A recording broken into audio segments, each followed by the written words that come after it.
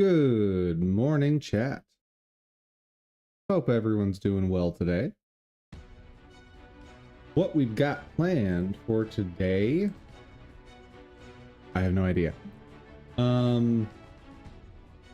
First thing I want to check out is the upscaling algorithm that we looked at for terrains, like tile sets and whatnot. See what happens trying to apply that to a sprite. Specifically stuff from the Mana Seed collection that I really like. I want to see if that can... Would that also bring those style characters in line with 3D models? What could possibly be done there? But before any of that fun, let's do our regular startup.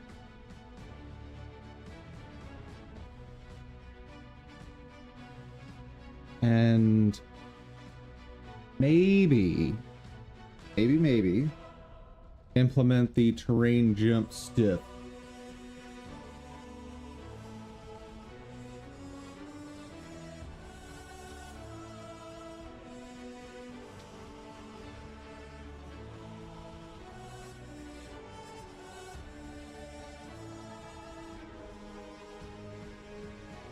Yeah, in thinking about that, I've wondered, is the answer just to, like, what the most obvious way of implementing that would be have regular movement code and just disable collision.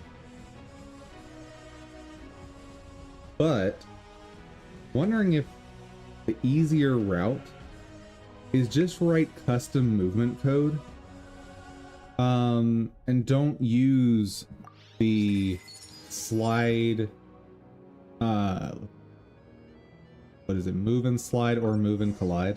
Don't use either of those.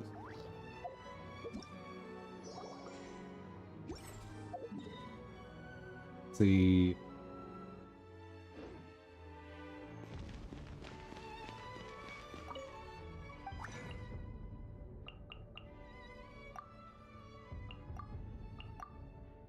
I have. Oh dear. Well, definitely got to run some domains today then.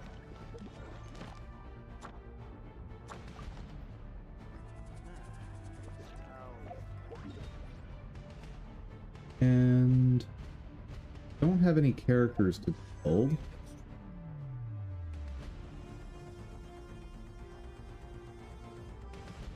Still good week and a half on this. And a little less than a week and a half.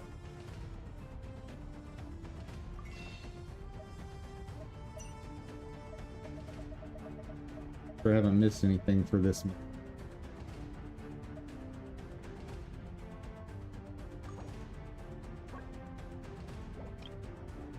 Yeah, probably worth it.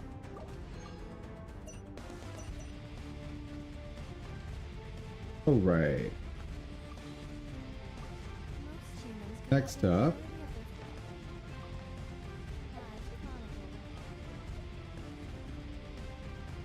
let's go run our favorite domain a few times, because I am determined to get a decent set for each, and a decent set maybe for Zalonin.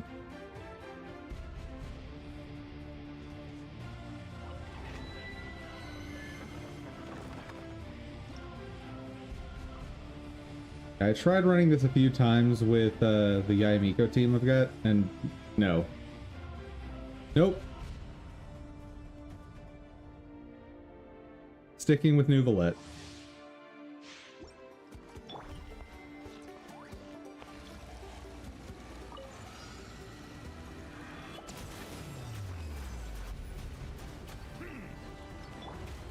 AoE is just so much better.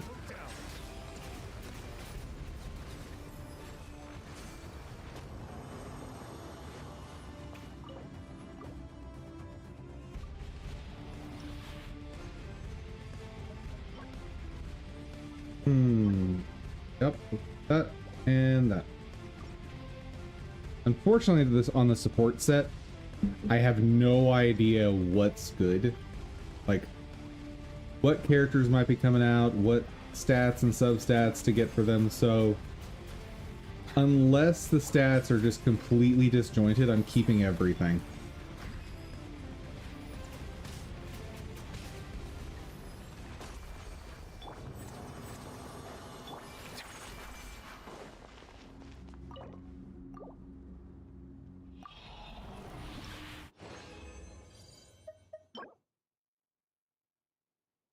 HP, energy recharge, sure. That might be useful for a character. Who knows? Healing bonus might be useful for a character coming up. Who knows?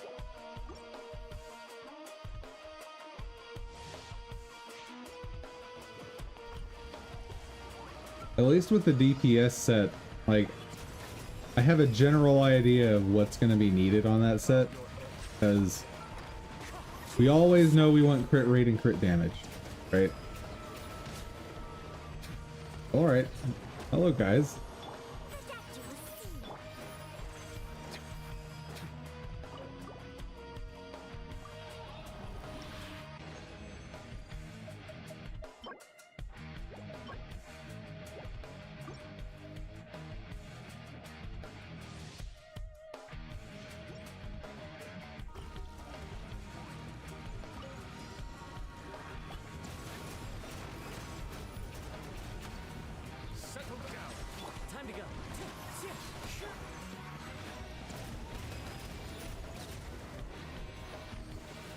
And, per usual, the answer to most of life's problems: more lasers.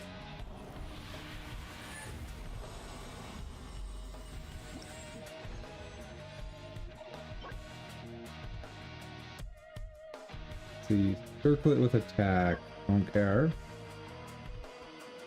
Attack sands, one crit sub, sure. Hold on to that.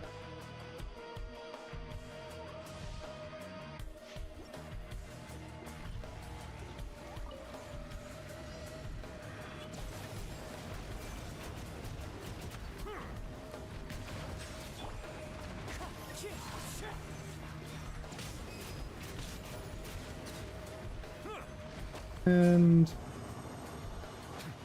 go ahead and roll these artifacts. Finish up dailies and then we'll roll them and check what we get. Fence. Great. I don't know, maybe it'll be useful. Don't see any world where this one's useful though.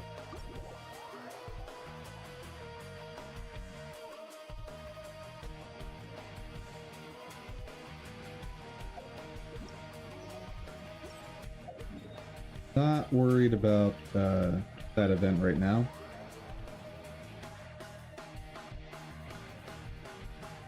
Actually, when is that going to be fully unlocked?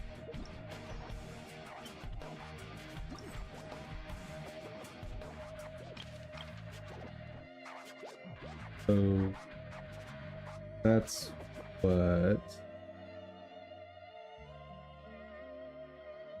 Second. So Monday, Tuesday, Wednesday, Thursday. How long for the full event? Okay.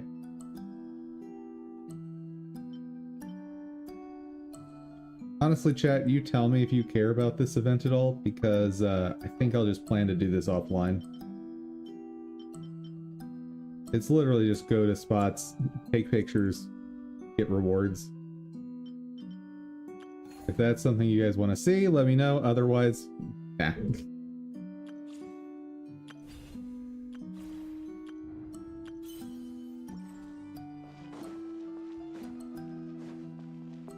bitter pill to swallow.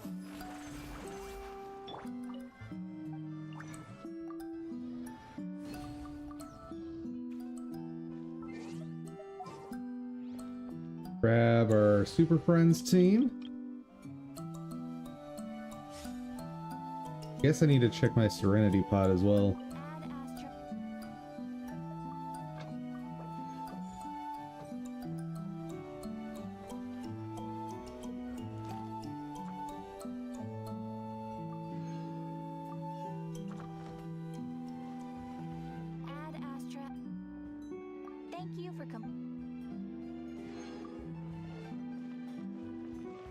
Okay.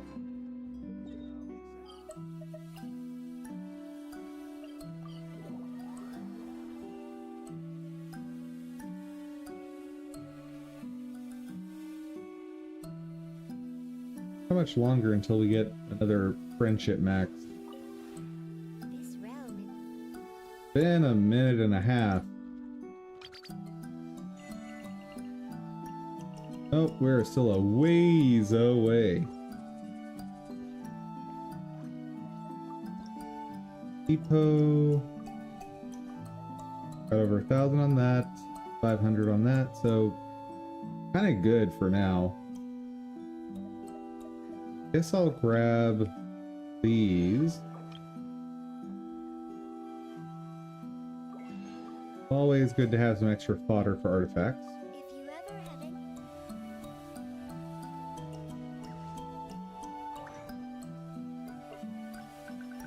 Do some rerolls.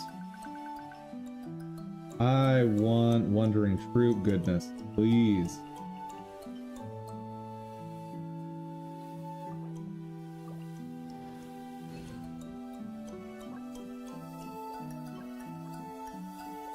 In order to improve, so like this set, I'm specifically wanting to focus on Yayamiko, but obviously this set's really good for any off-fielder.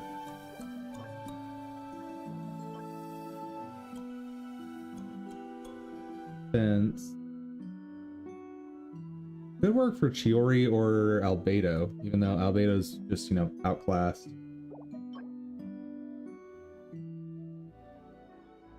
No double crits.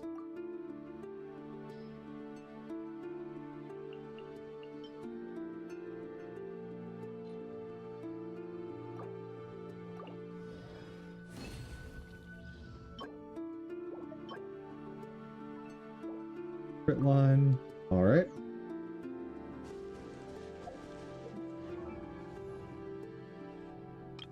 Let's see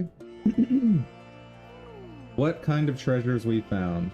Who are we rolling it on? I think...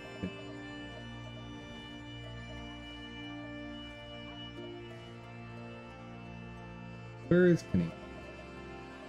Did I tag him? Oh wait, Nisha's in the team.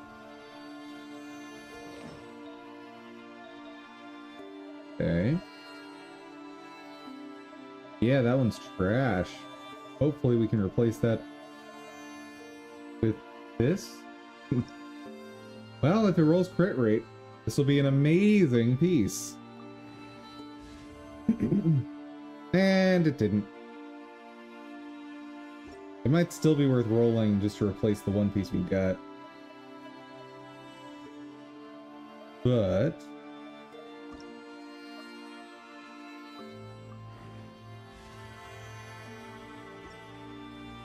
let's just go through the basic ones.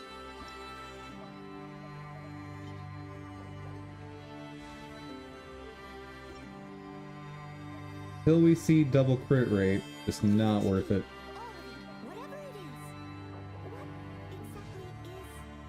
Come on. Nope.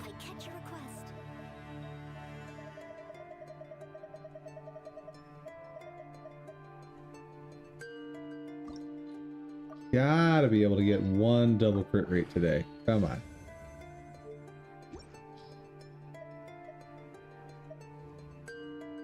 No? No, you're gonna be like this today? Okay.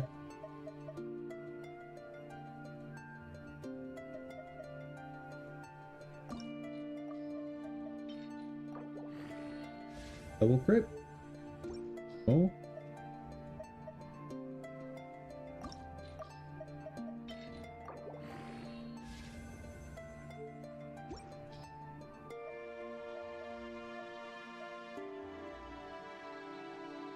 There might be an HP scaling DPS in Natlan, but that piece will not work for them.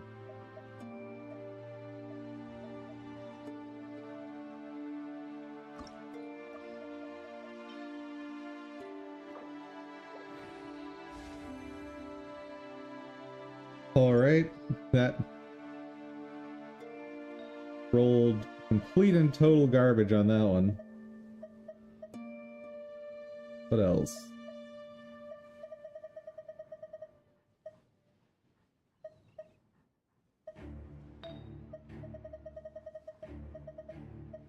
Basically nothing. Ah, why?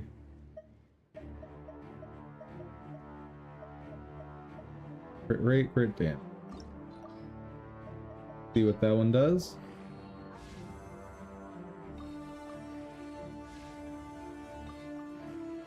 Hey, hey, hey.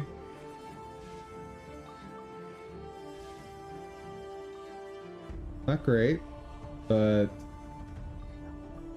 honestly, with just 2 crit damage rolls on a circlet, it's at least okay.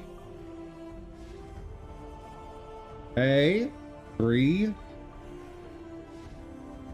I'm willing to call this one good, even.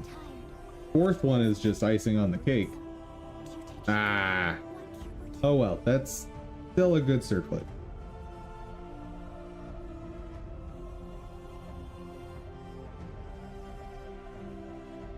Crit damage. Ooh, and 4 substats already.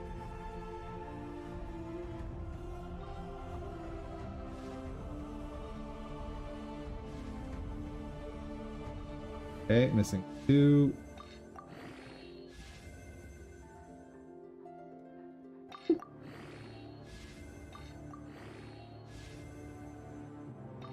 Okay, now we're in business. Not amazing, but still decent.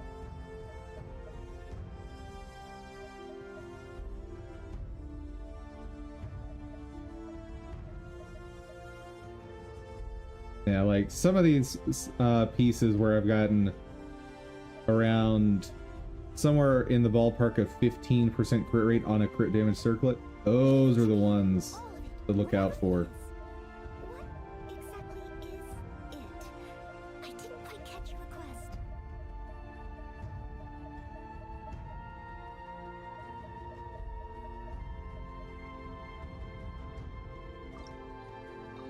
This one's definitely worth trying.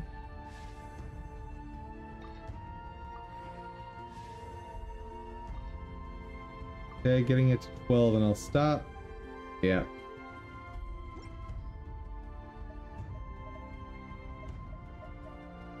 Whenever you need me, I'll be there.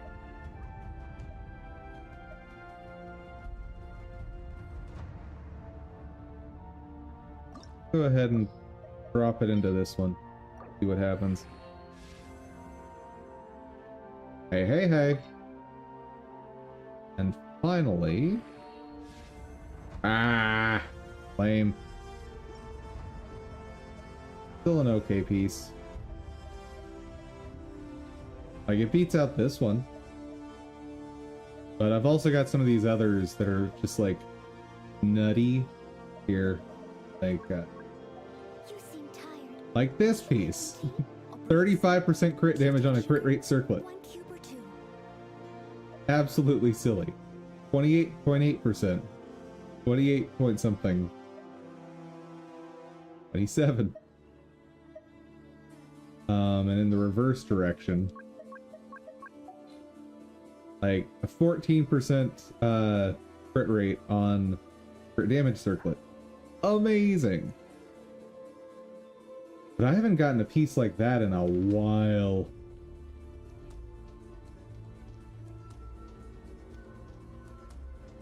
Anyway.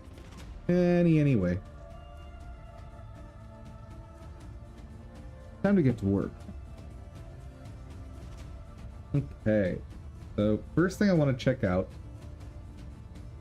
is...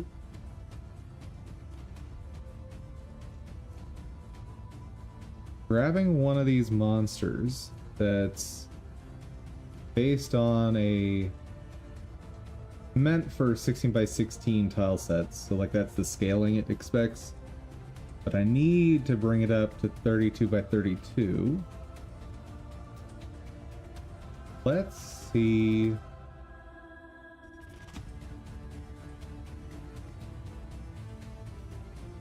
Not mind having the mimics, that can be fun.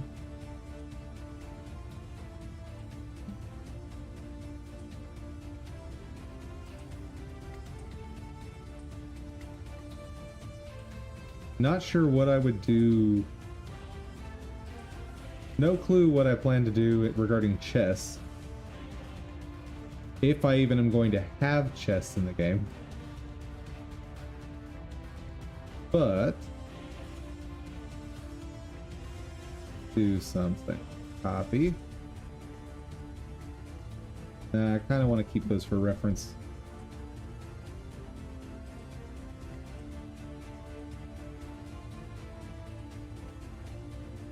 Pixel size.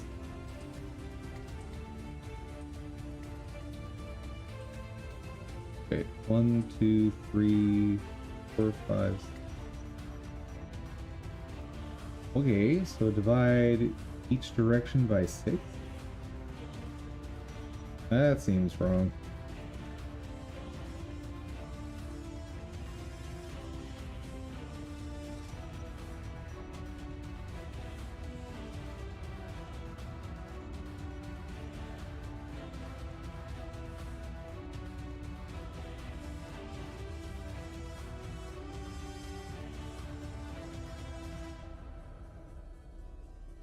That trimmed properly.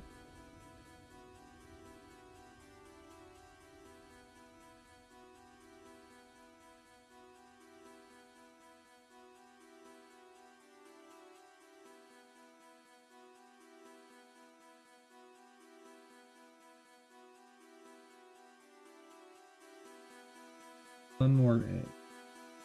Got it. Okay. Save this somewhere.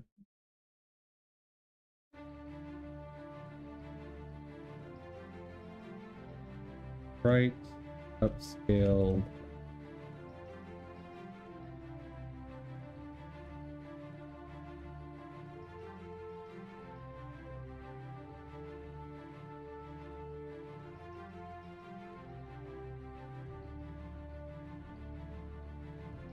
And what was the algorithm we decided on? 2xBRZ, not XBR.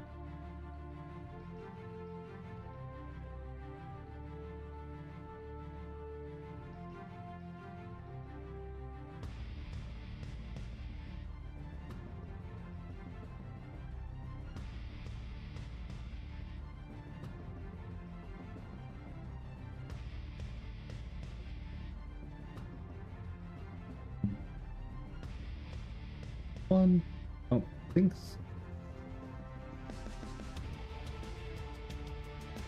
But don't need that right now.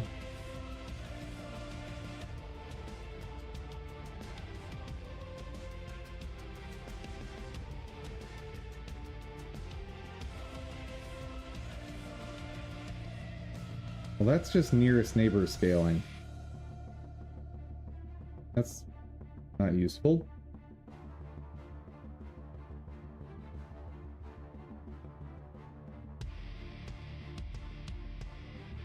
Line XRZ.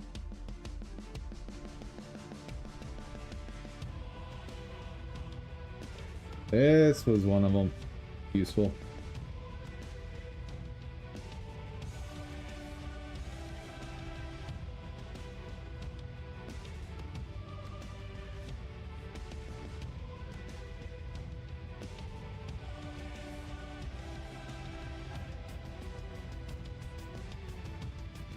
Wait, did this one not have 2xBRZ?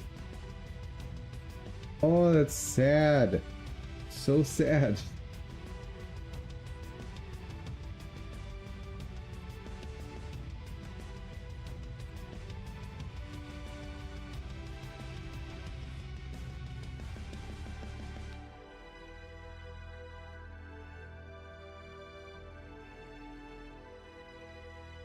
Okay. Half scaling. Looks... Oh, I didn't actually scale this down before I did the thing. Good morning, Ni Hao. How's it going? It would help if I scaled this down first.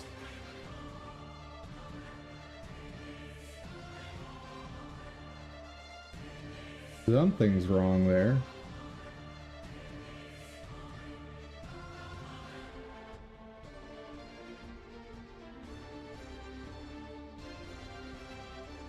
How many pixels are in between these? 19 there.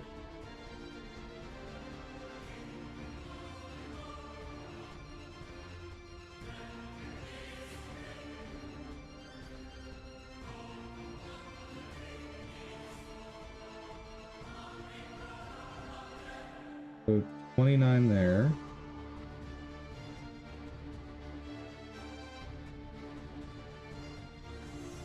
You know what? Let me just shave off pixels on the right side, since I'm not actually using any of this, until I get a multiple of 6.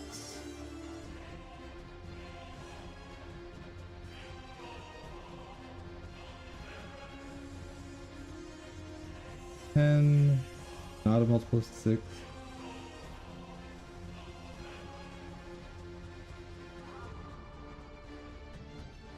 I think just taking 2 pixels off should be enough. 7, 8, 15, divisible by 3, and divisible by 2, we're good. Okay. Scale it. I am doing well. Testing out this scaling algorithm again, but this time on a sprite, seeing how that works. Let's see, 240 divided by 640.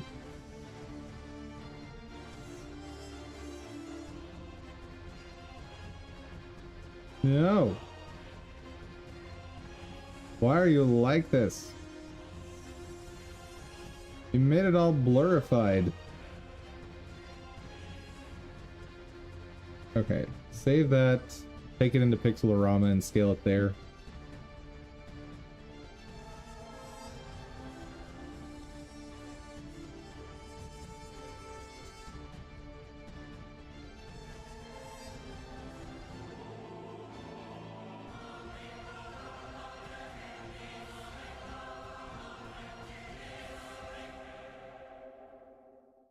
Or downscale it here.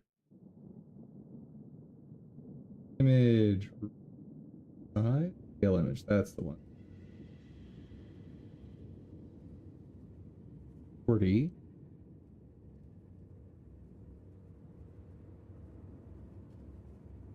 Nearest neighbor should be the scaling I want. There we go.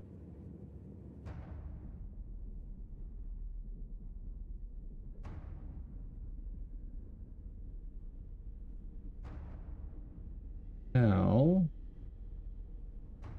there we go.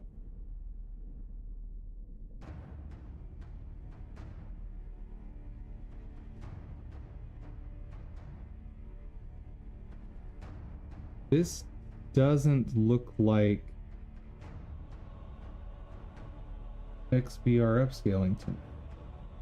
Oh, it is. But it's like the wrong size pic.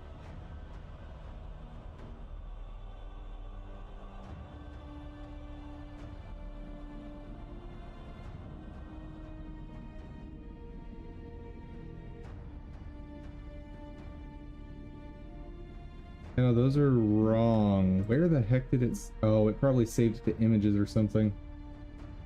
Or pictures. No. Okay, Pixelorama, where the heck did you save?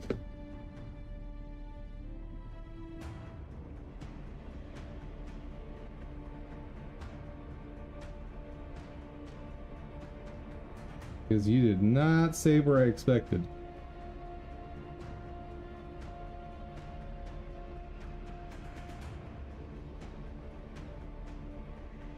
Oh, it went into a user folder? Alright.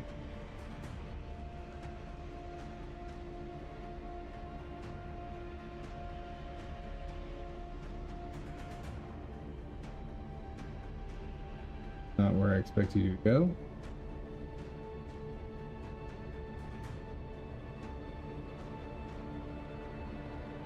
Guys, have I just lost it? I think I might have just lost it. Like, my brain has melted. Don't know what's happening.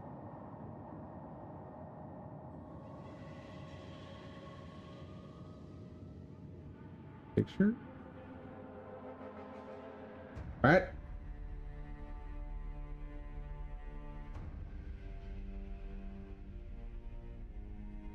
Chat, help. Dum Dum is too dumb today. I don't know what's happening.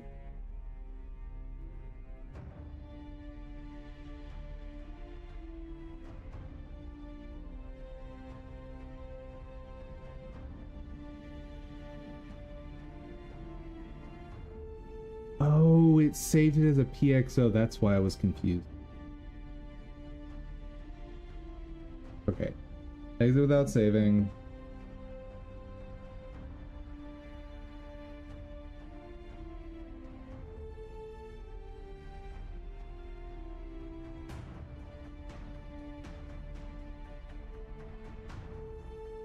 File. Port. That. Good to go. Where did you export? Ah.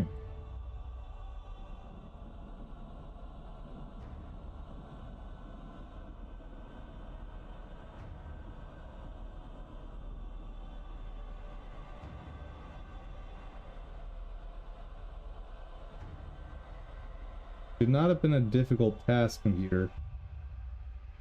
You're deleting a single file. Do I have it open somewhere? No. Okay. Sure. Now let's see what the XBR looks like. That's more like it.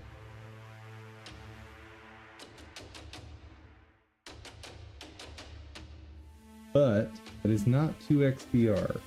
C.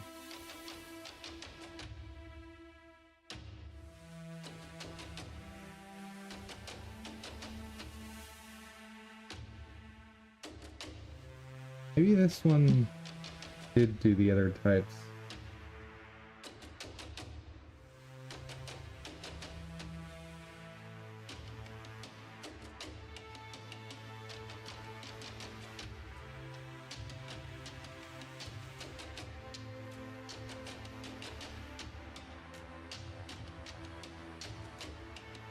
Nope.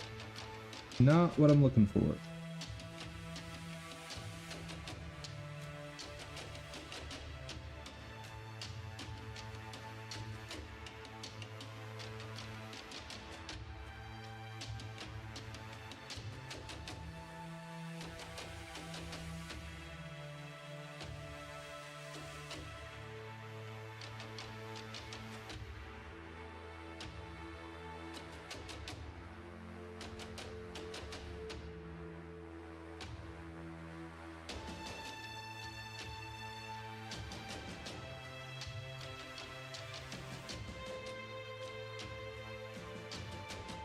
Okay, pixel art. See, don't know what I.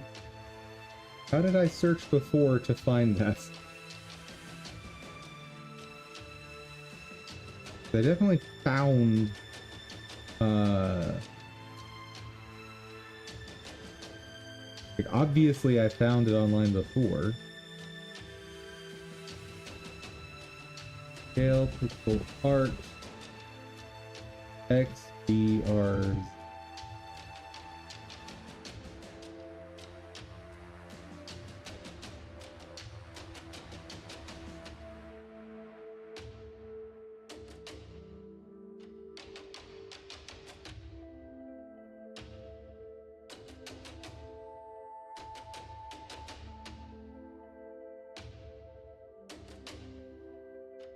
Nope. Still not finding it. Where the heck did I find this before?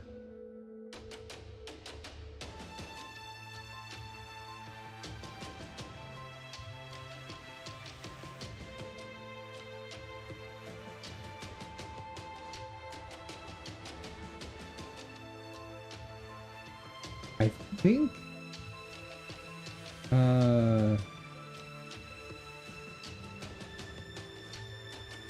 think it also had the, what was it, HQX?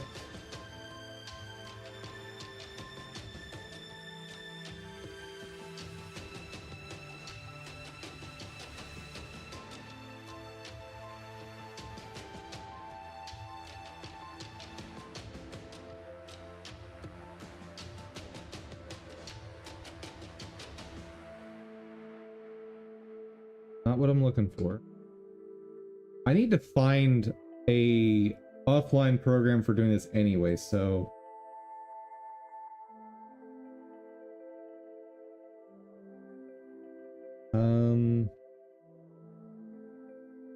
at scale pixel art.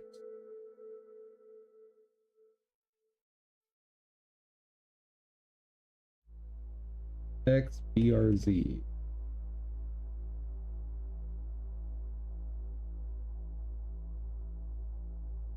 Where's Forge? Sure.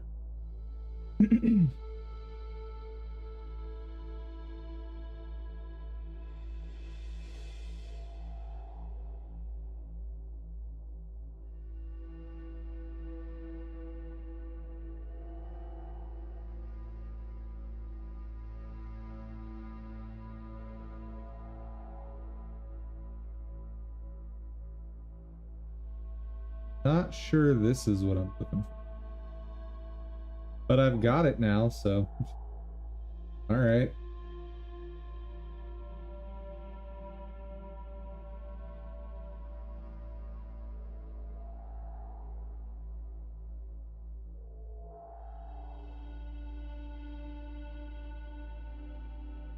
I think you might have upscaled these a bit too much. Just a bit.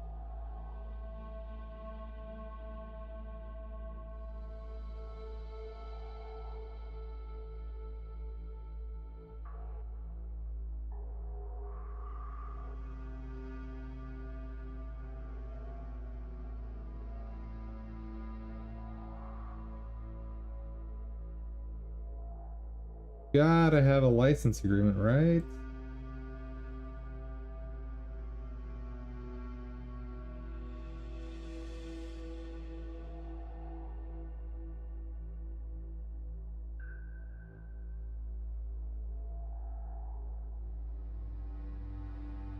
That's not a license agreement.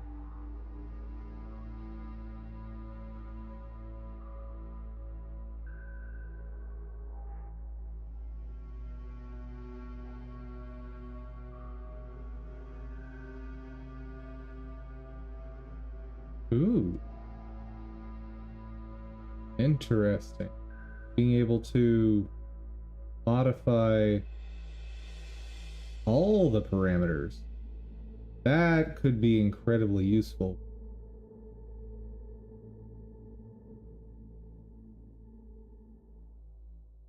I don't know about all the parameters, but at least a lot more than I get access to with most tools I've seen. But without a license agreement on here, I have no idea whether or not I can use this thing.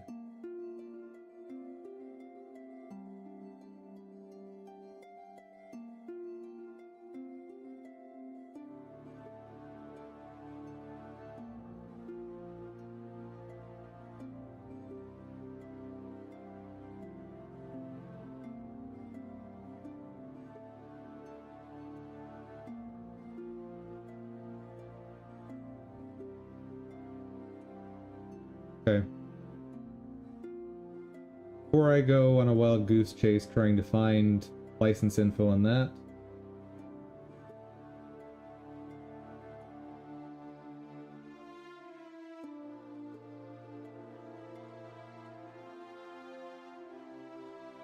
Well, that plugin, it's used to increase resolution of an image while writing it out as P.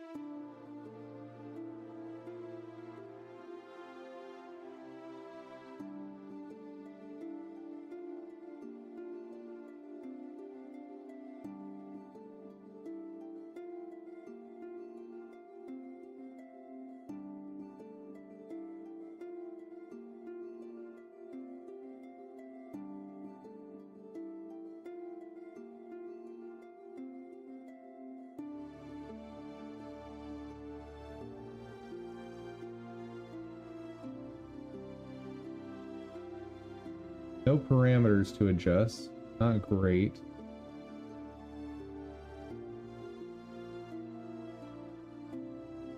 Let's try out one real quick.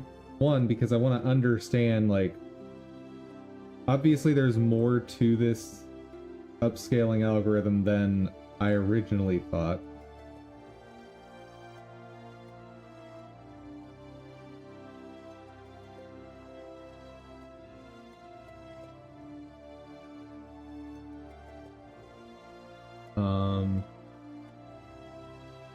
Can I zoom in, please?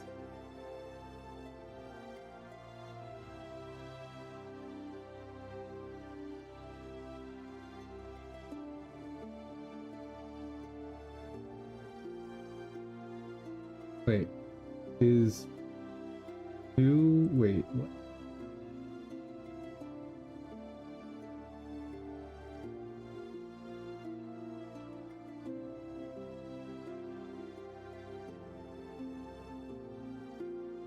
Oh, wait, this is the... Okay, so first parameter is the algorithm. This is the factor.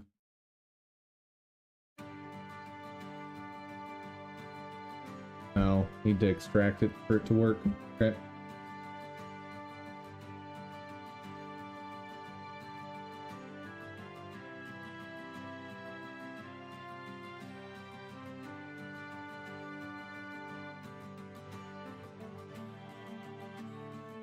Back to select test.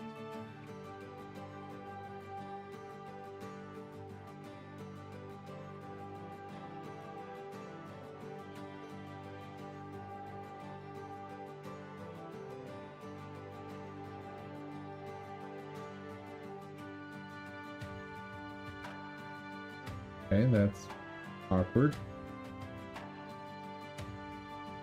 Really want to see closer on this, but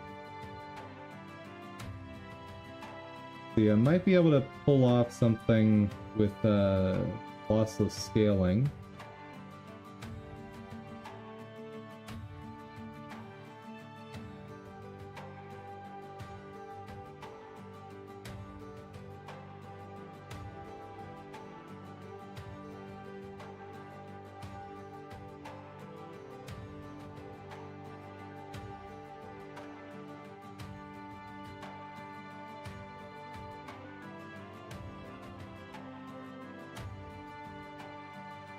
Not gonna do what I want, guaranteed. Yeah. Mind. Did not expect that to close that, but alright.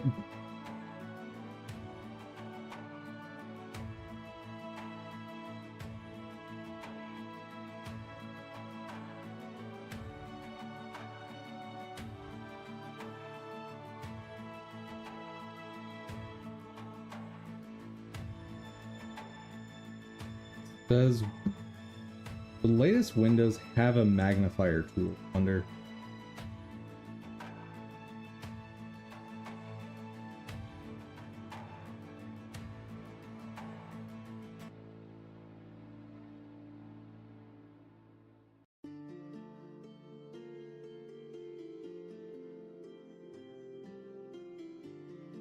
Windows Plus.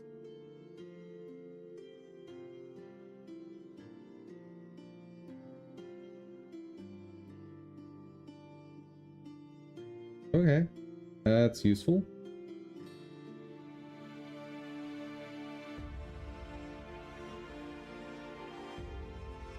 Whoa!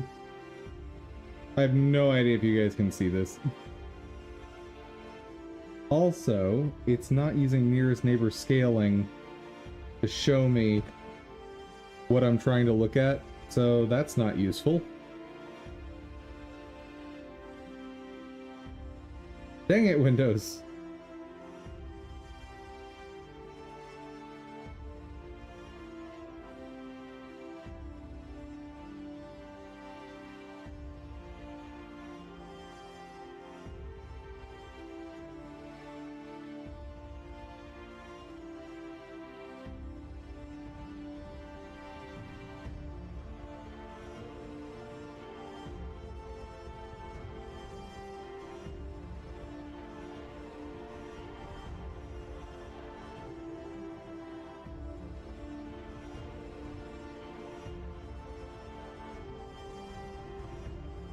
I know I want this display bigger.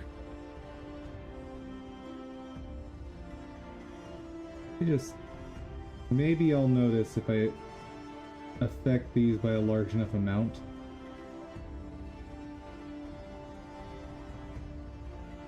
I notice nothing.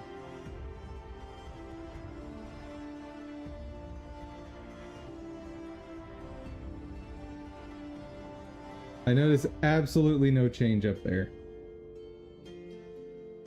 Oh, something happened.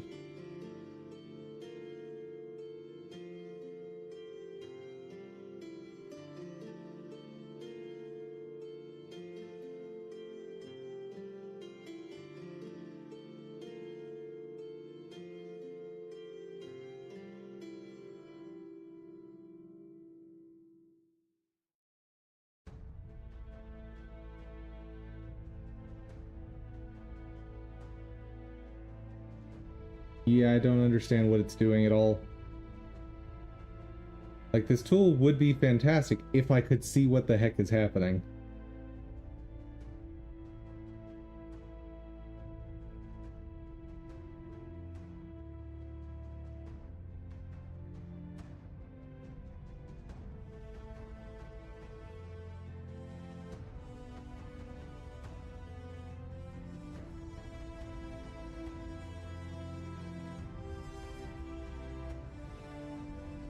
Yep, no clue. Alright. I guess that one has no advantage for me. Unfortunate.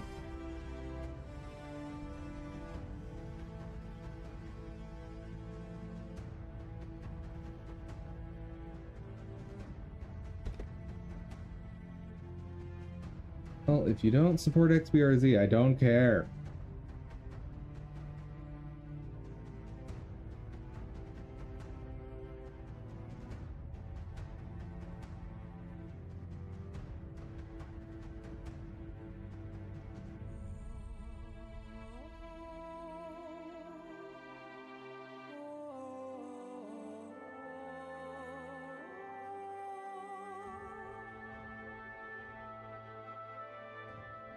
What is this?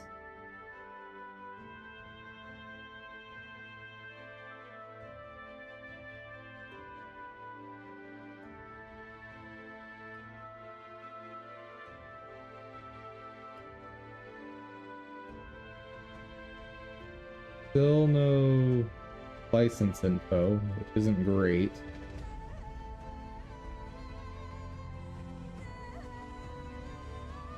Oh wait, this is the same one I was just looking at. What am I doing?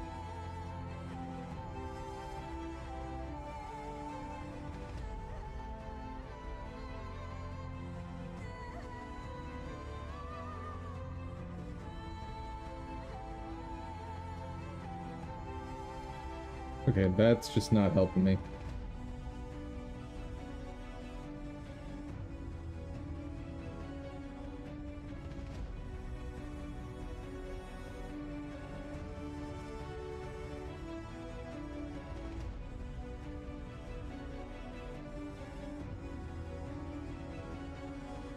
XBRZ scaling in Pixelorama.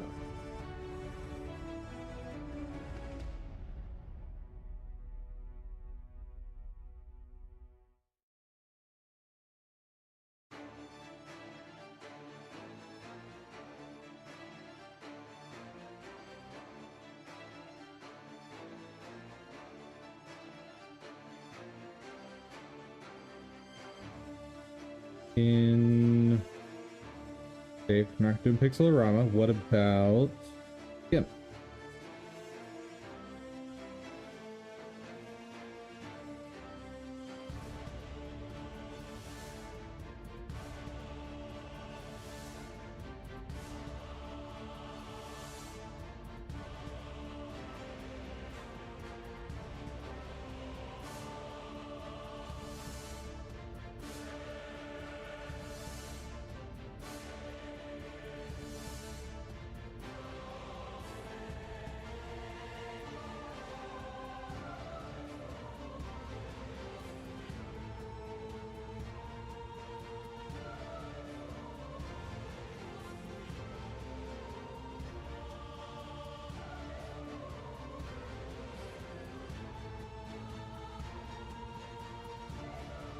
Let's see.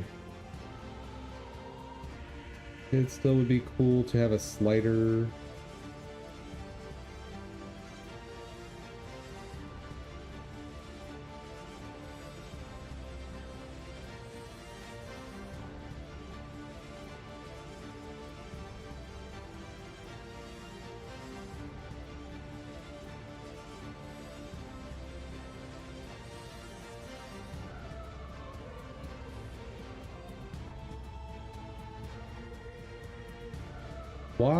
Why is this just not a thing?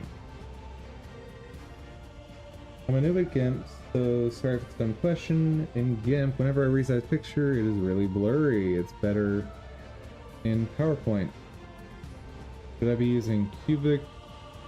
Blah blah blah blah blah.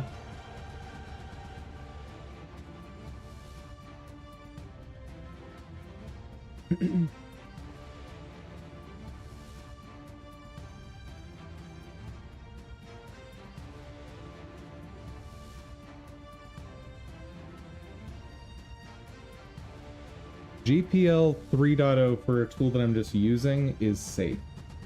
So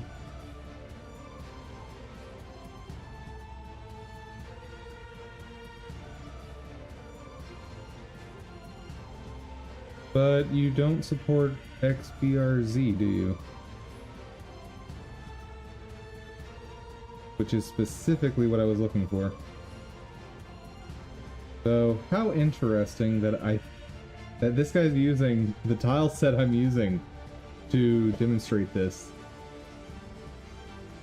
That is very interesting.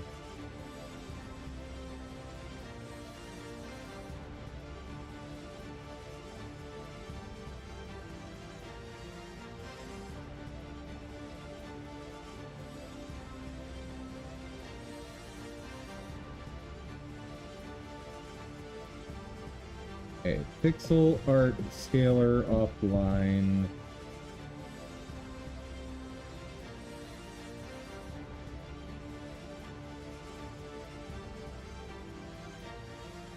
Relatively easy way to convert pixel art to illustration style art using XBRJs.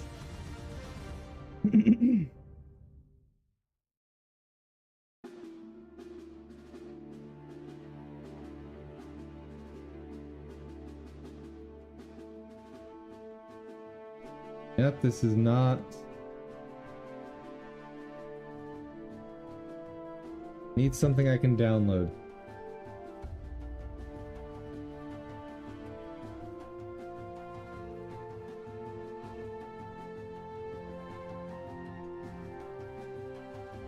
Which, if I can't find it...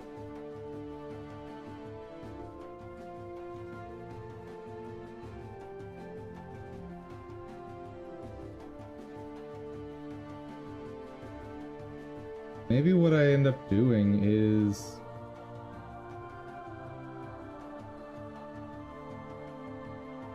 Don't tell me I'm gonna have to make my own.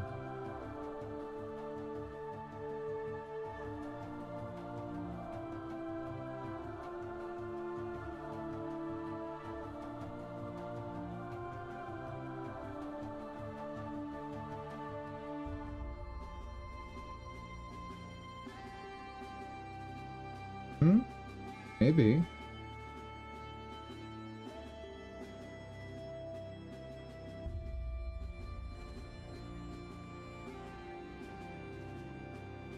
EPL 3.0.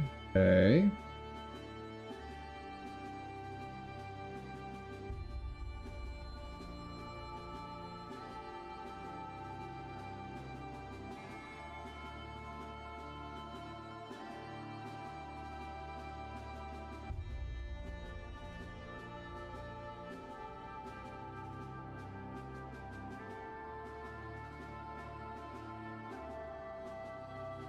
Looks promising.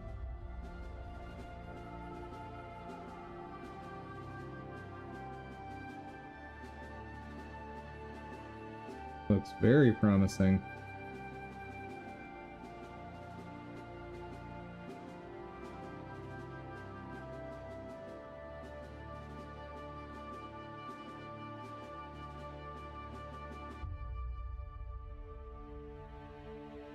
Shame that it doesn't show me preview at like a nearest neighbor upscale.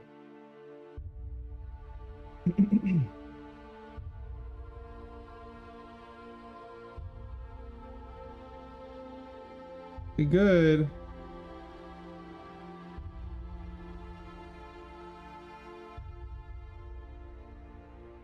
Now, what about some of these others?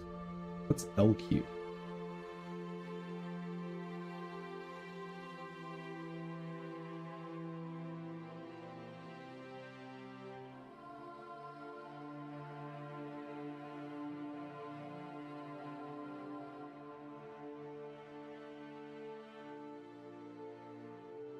Interesting. Well, it's definitely clear which of those is superior. You get a little less definition on the eyes with BRZ, but very worth. Okay, out of curiosity, what is art?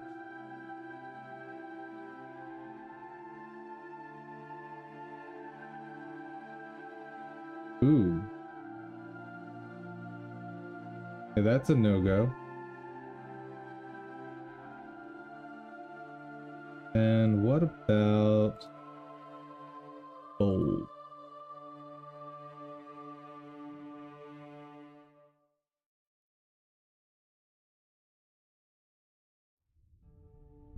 No.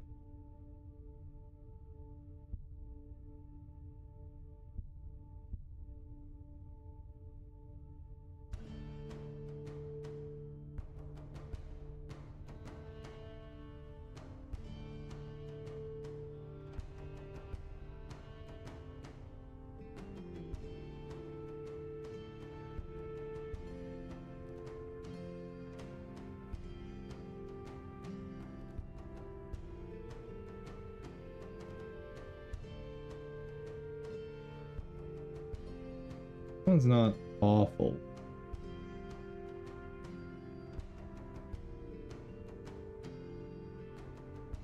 It is shocking how good XBRZ is.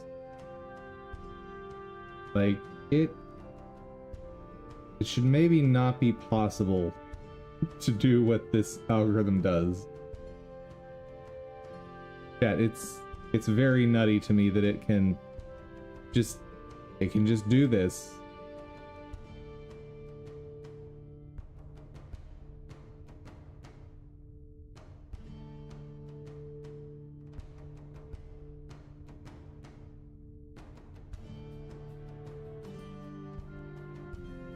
And what else we got? There's also XBR. Still, I want to. Alpha blending is fine, I guess. So let's turn alpha blending off.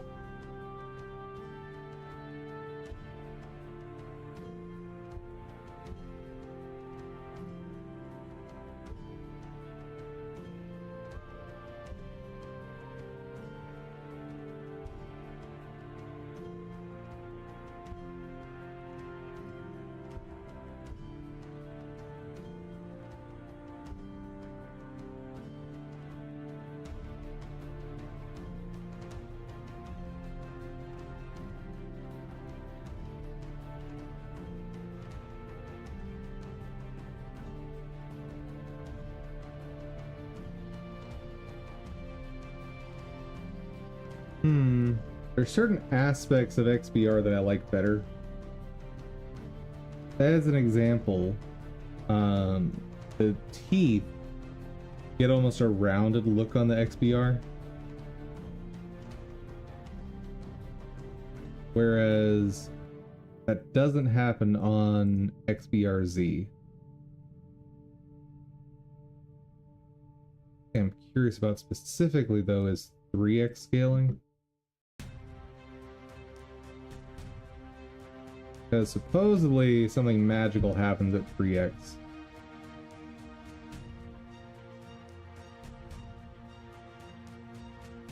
I prefer the 2x.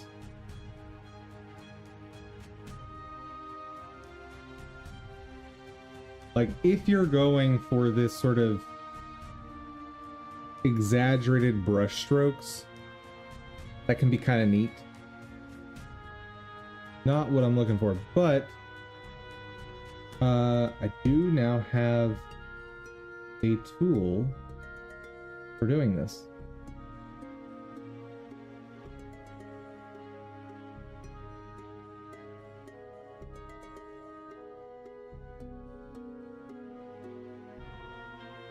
Right, upscale test. Two.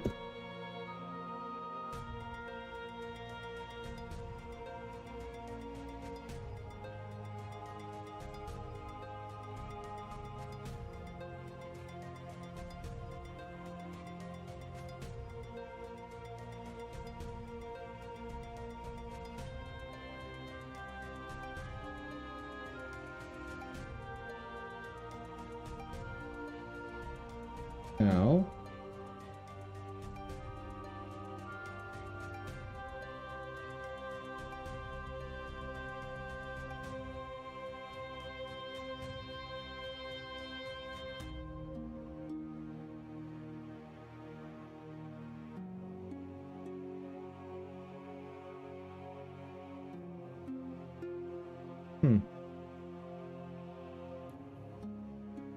I will save that for later.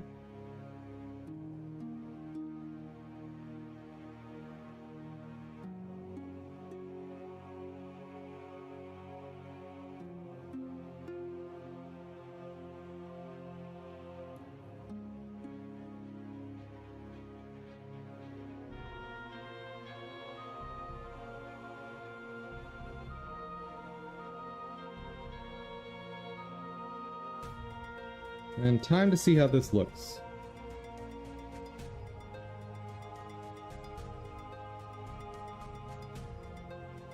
That.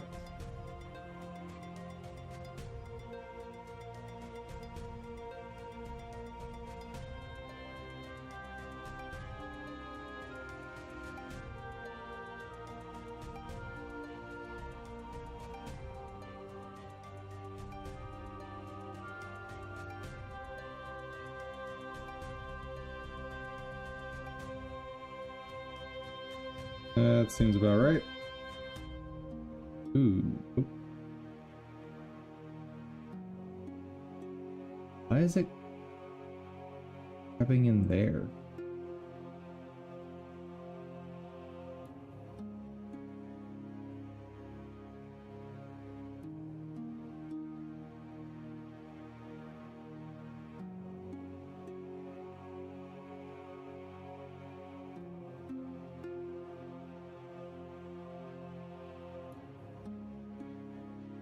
That'll do.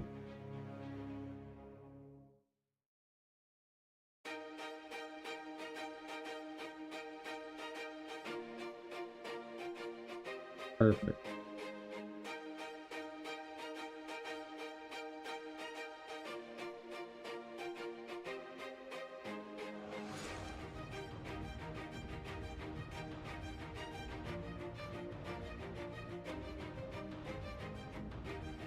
Yeah, that should go. Maybe? That's fine.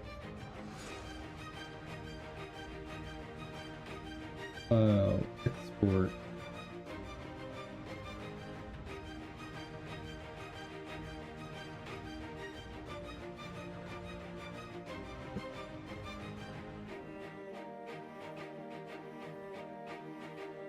Now let's throw that over into unusable art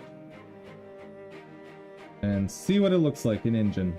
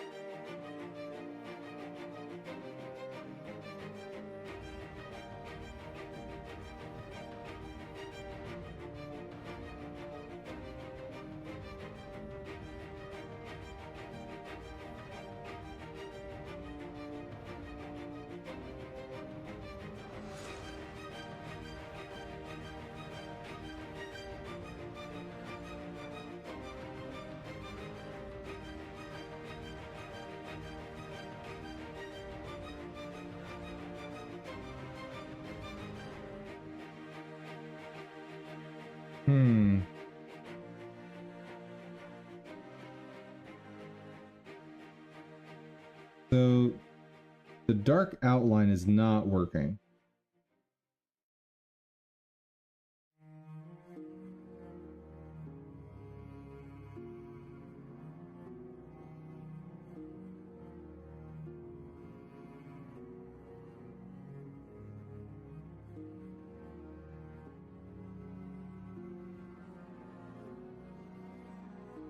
I wonder if there's an easy way to get rid of that.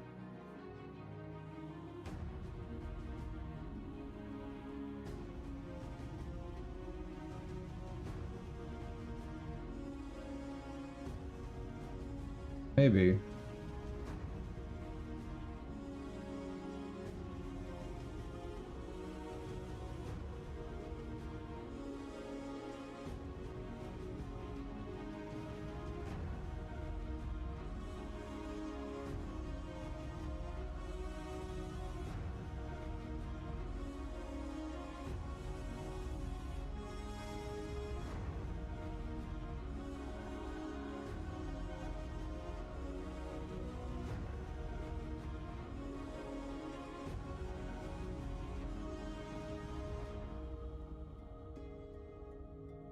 Bleeding, that's not going to look right.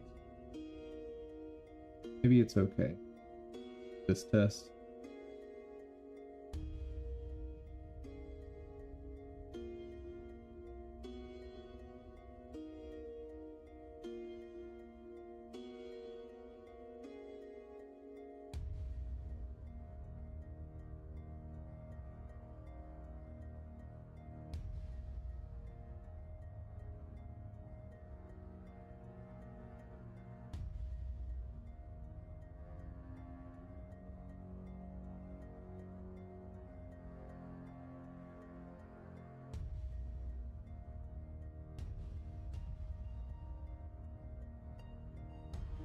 Oh, that's not right.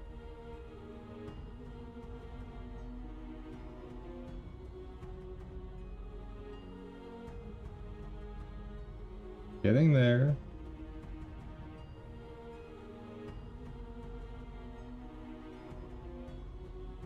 There we go. That's what I want.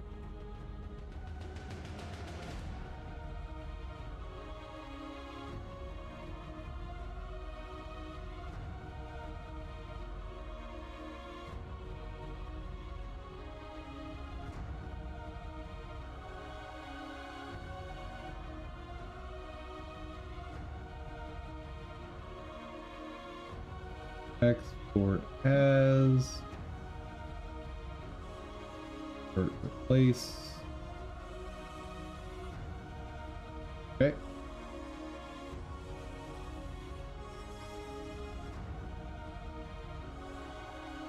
That works a lot better. The edge here's a little harsh.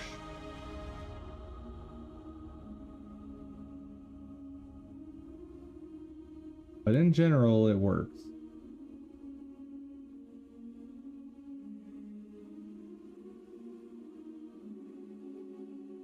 Okay. So that's good to know. Also, out of curiosity, What does that upscaling do to my generated assets?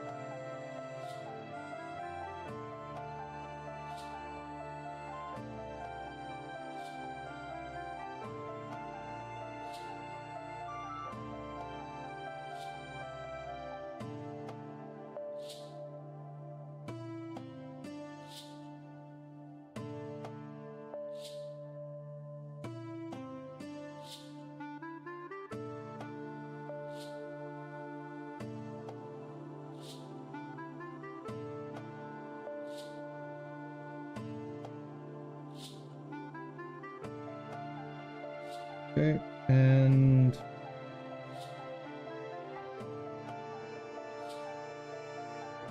I'll try taking this version. I'll save as B, download, scale test 3.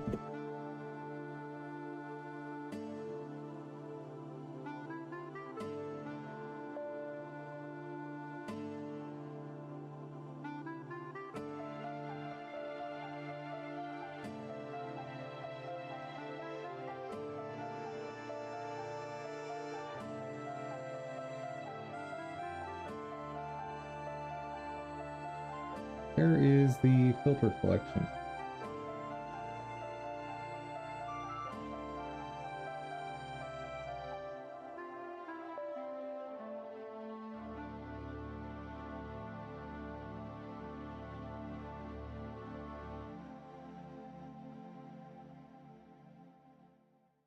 There we go.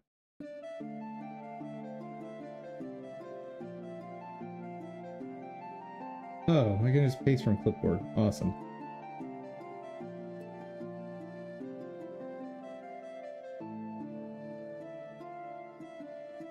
Do XBRZ 2 times.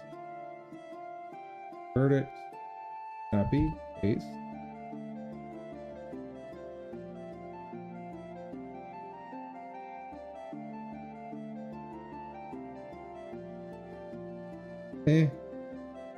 A little weird.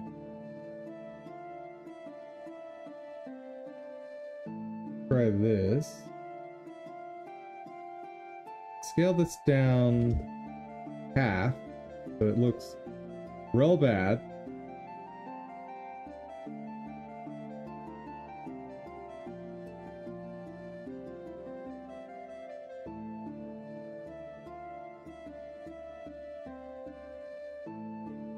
Ooh, that doesn't work.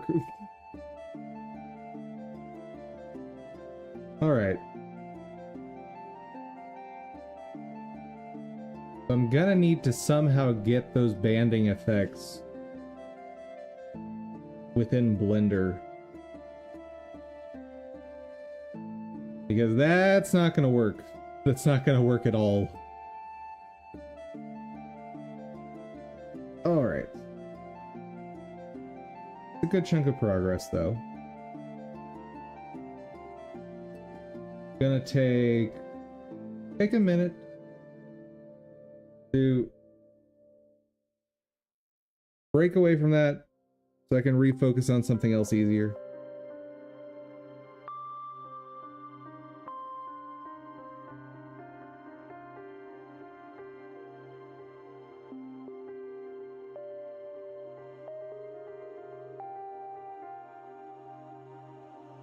Hey.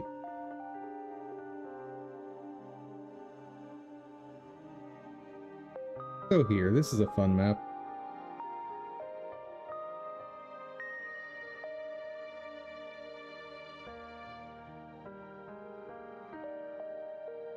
Who are we gonna use this time? Maybe Alchemist? I know getting permanent brew is important for a lot of end game stuffs.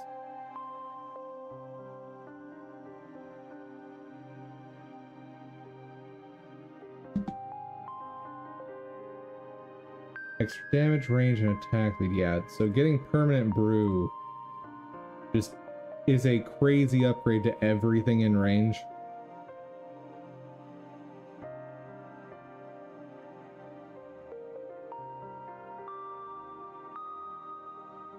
Still haven't gotten the beast handler. Actually, let's look at that.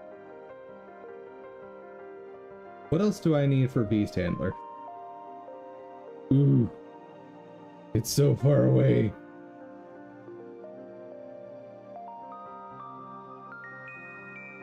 The 968. I'm curious if I do free play somewhere, or even sandbox, do those count?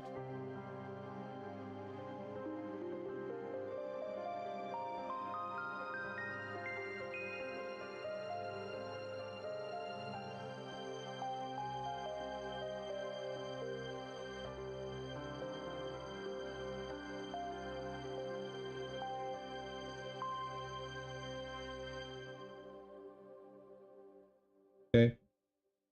Assuming that did not count.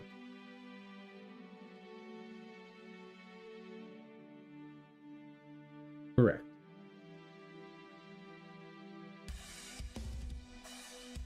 Okay, let's...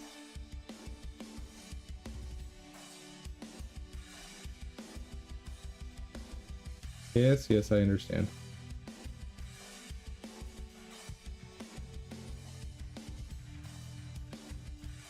Gotta be something a bit more interesting.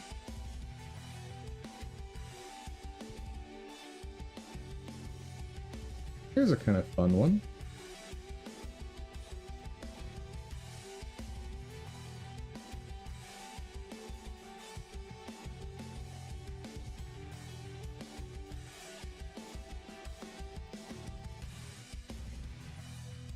Go with a basic start boomerang.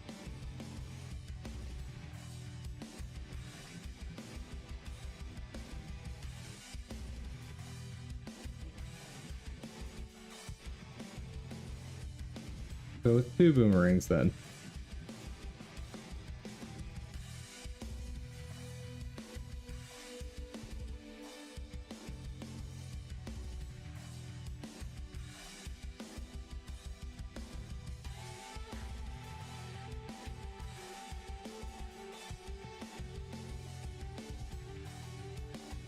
The Moat Press, Moat Domination. Oh yeah, Glaive Lord is another one that just that one tower alone can destroy basically everything.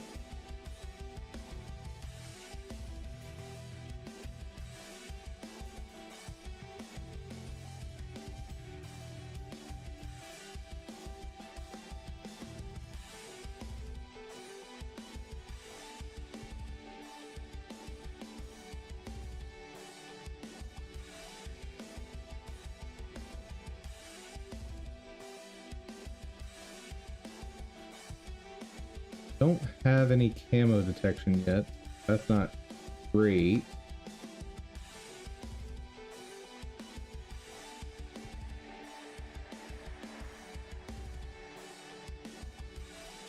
Oh. There we go. Absolutely golden now for a while.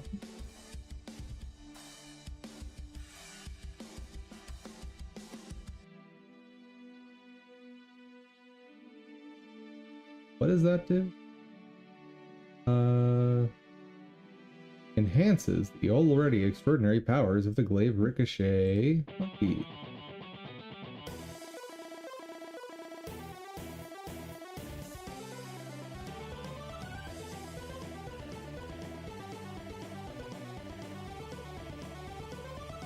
Fair.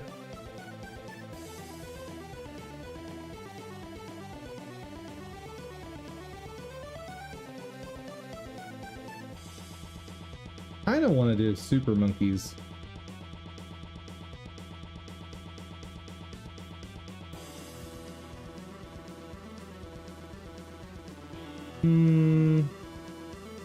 Well, let's go ahead and get Alchemist going.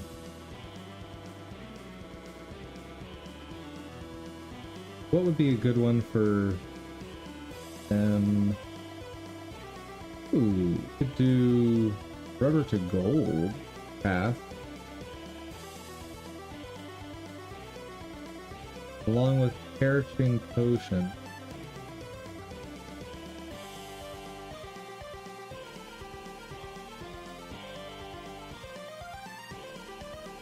Okay, let's do that.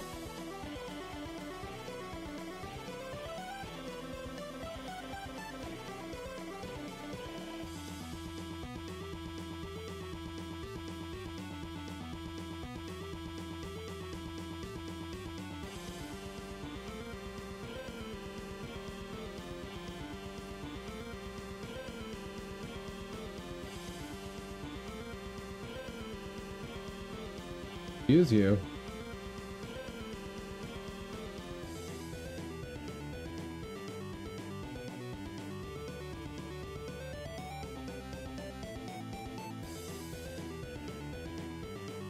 That's fine.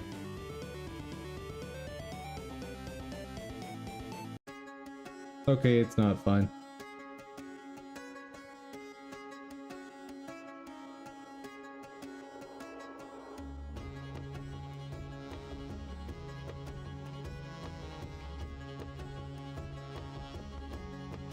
There we go.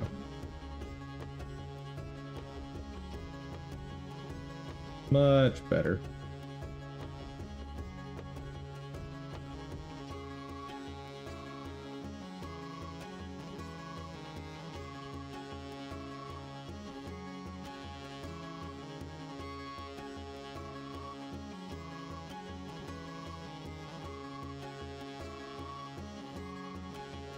Oh, there we go.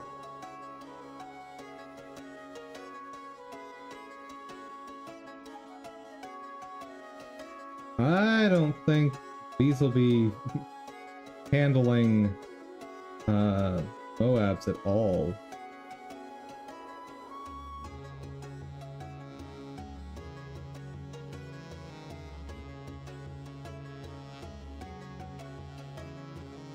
Maybe I can do something with these guys.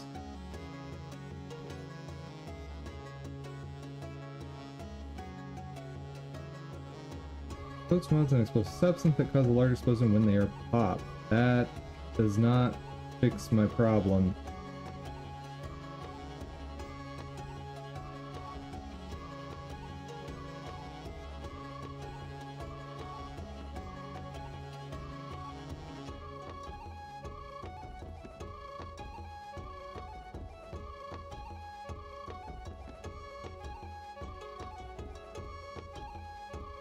Who's my cheapest option for taking out the Moab?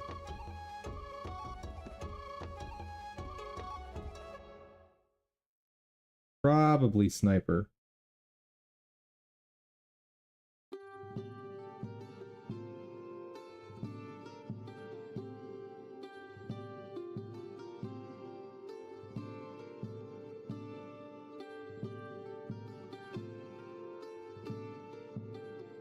Yeah, with that 3,000 upgrade, we're good.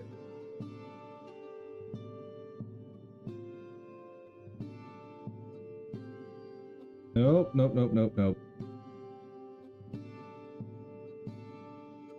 Okay.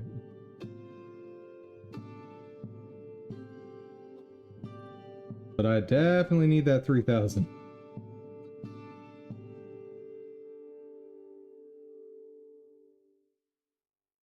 There we go. Much safer.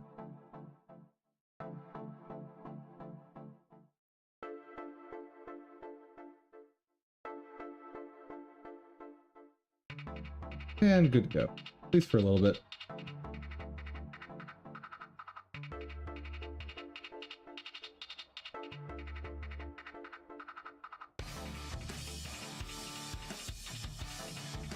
I'm loving that you can switch if they're left or right-handed.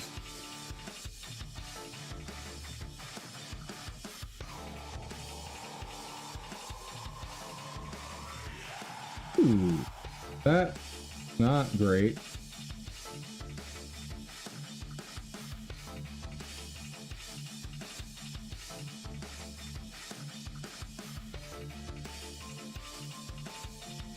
Oh, they need camo detection big time.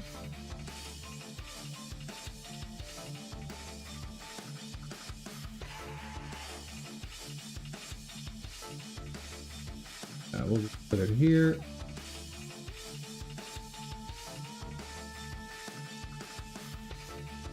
And might as well get the speed boost. So while that runs a little bit, what's the next thing we're looking at today?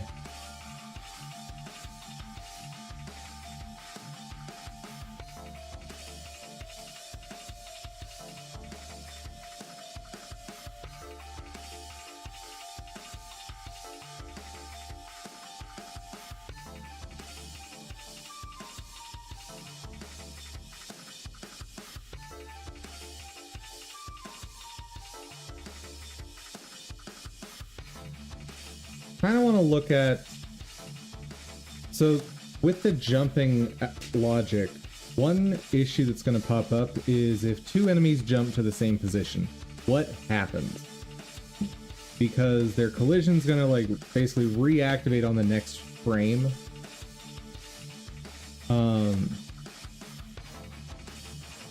What do I do in that case?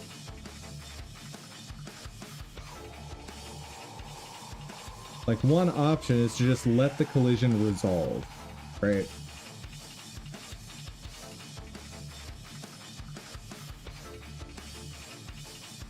Question then becomes, how does the engine resolve that collision?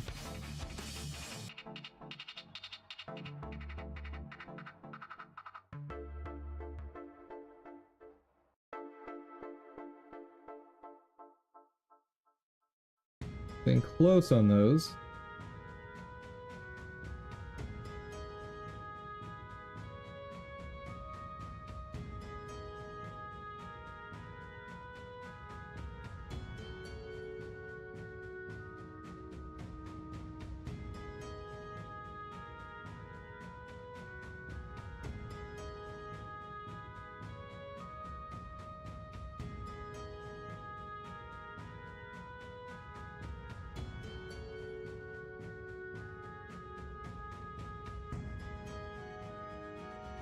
Converts all balloons partially into gold, getting more cash per pop.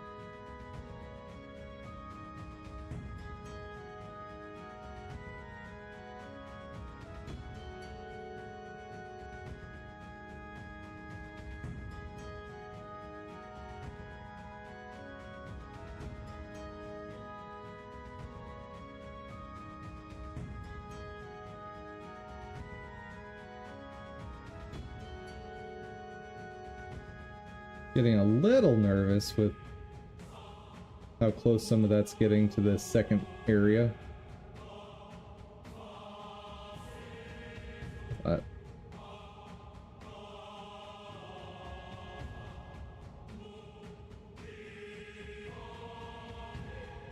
go ahead and take this out. We're not using that anyway.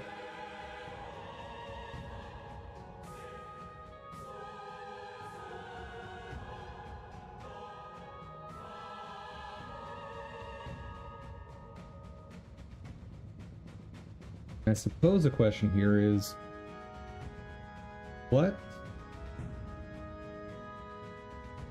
animation would I even use for jumping? Really?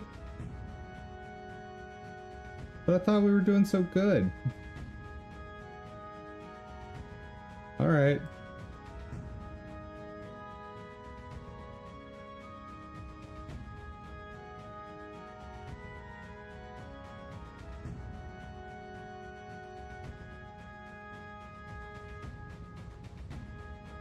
What's another interesting upgrade path? Could do Necromancer, but that doesn't really come online that fast.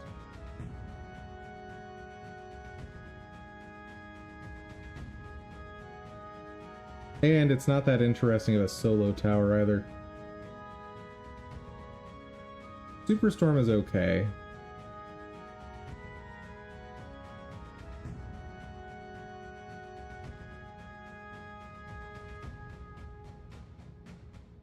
Could always go with the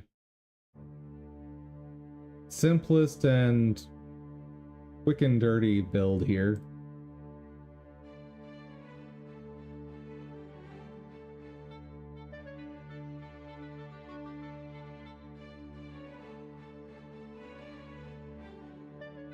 Ooh.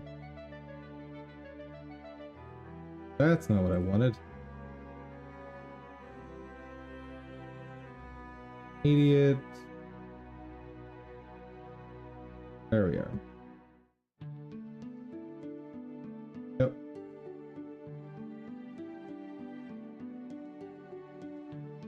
There. Put one there. Okay, that should get us through at least the first few waves.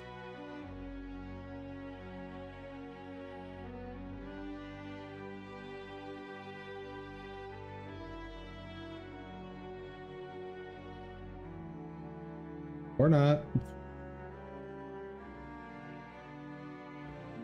I could have placed another monkey, it looks like, but it's fine.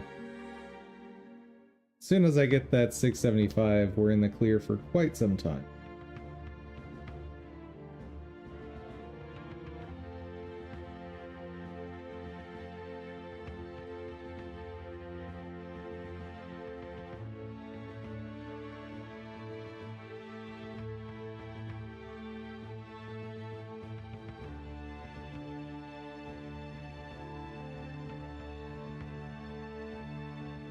One thing I don't remember what the result of the test was ages ago when I played, but can you just get this before wave 28?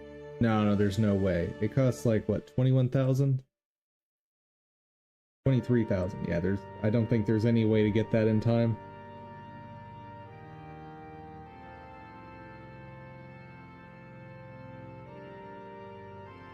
That's not what I want to see. Blue.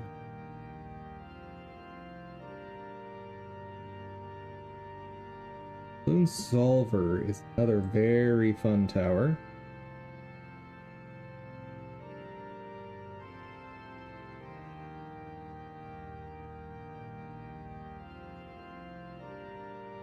And I think glue guns are going to be our lead popping for this round.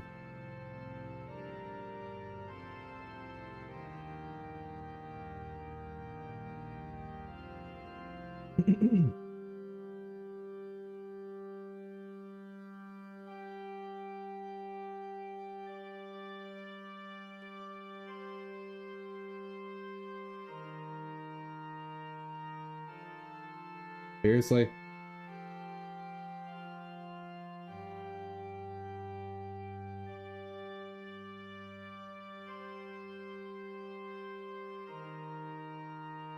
$160. There we go. A little better for a while. But definitely need to get glue out there.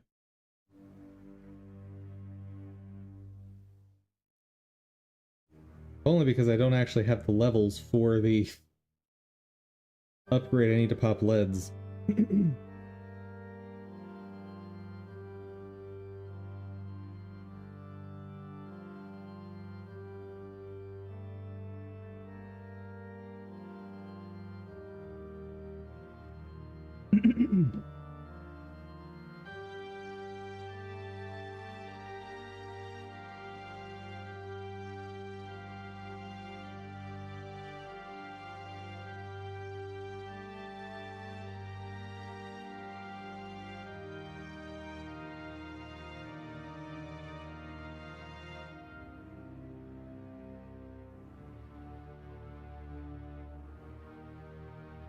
Oh. That's troublesome.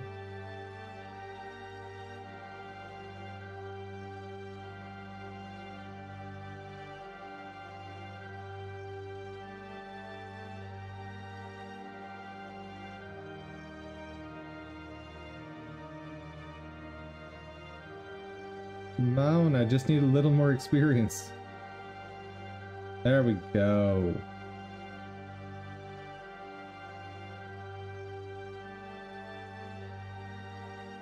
Sell that.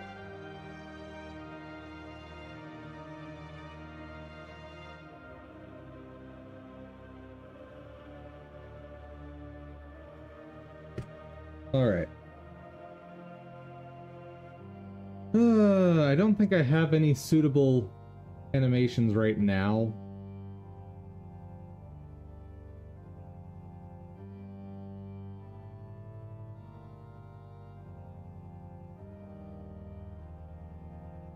Let's check out Blender.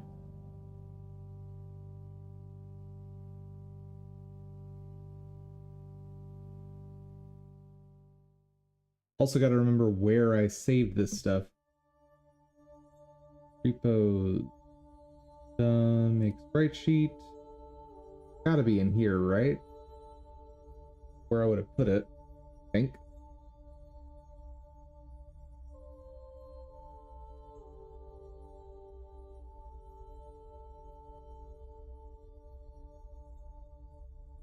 You finished loading.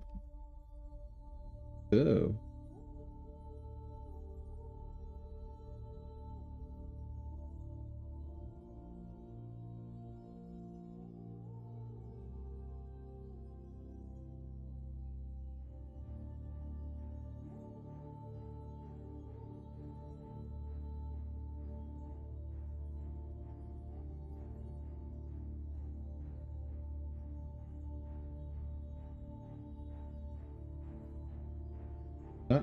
No, no, no. Let's fix that.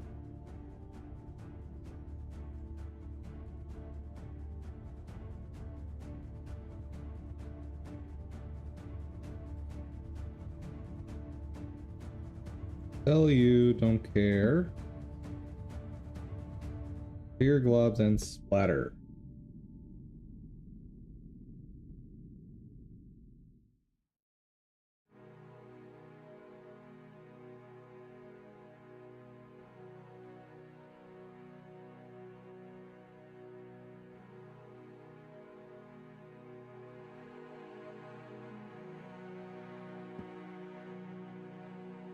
Dang it.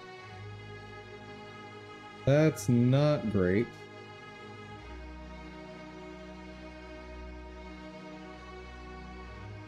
But I think if I take this out here and upgrade speed, should be golden. One would think.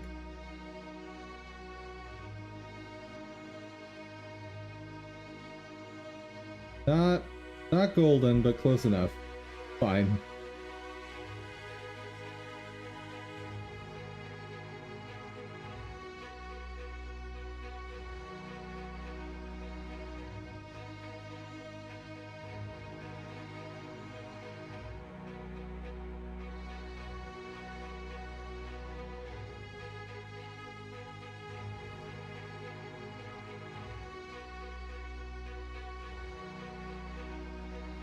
I keep letting just a couple through here and there, and that's not great.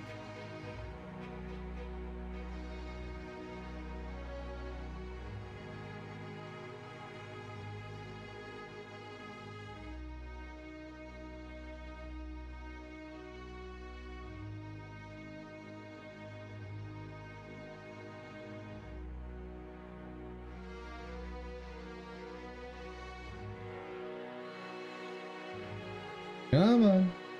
There we go.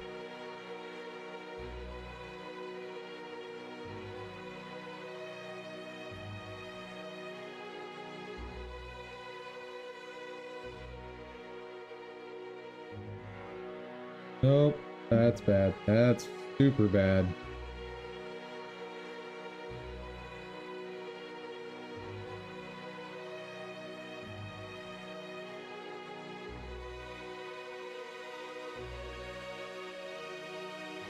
Don't want to spend this because I'm trying to save up for the 23,000, but I don't see another option. Also, that didn't help. What?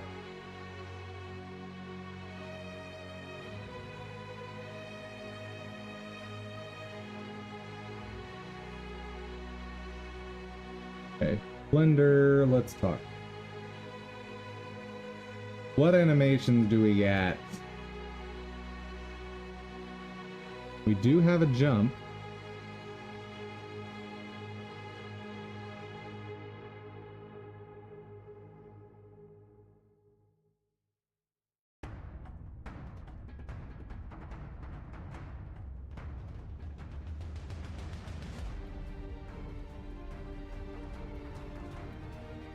What's the weird jittering?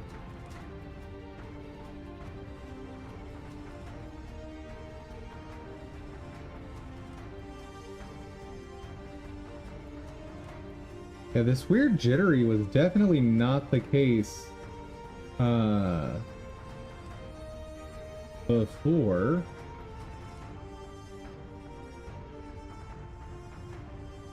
Huh. Okay, so I've got jumping animations when I need them.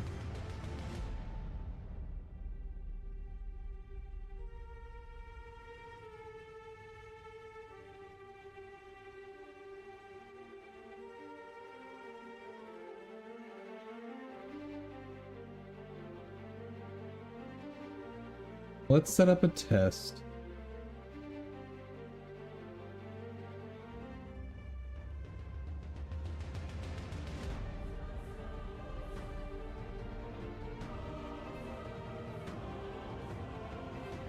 First off, double check to see what we can do to fix this.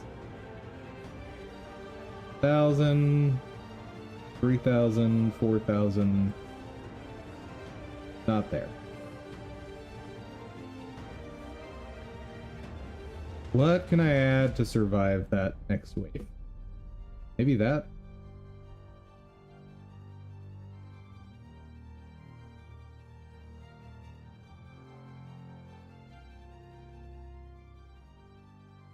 Yeah, that worked.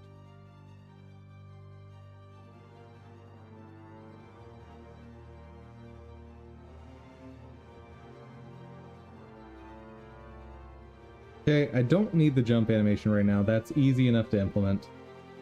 So let's just not worry about that yet.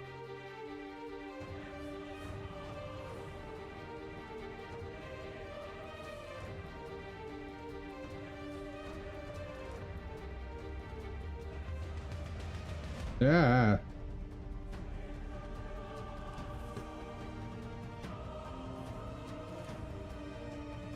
Why have I gotten so bad at this game? I mean, I know it's been like 2 years since I touched the game, but still.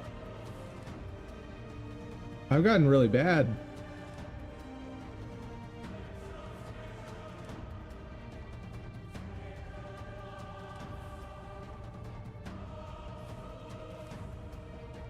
I'd throw in a super monkey and just see what happens. Sure, see what happens.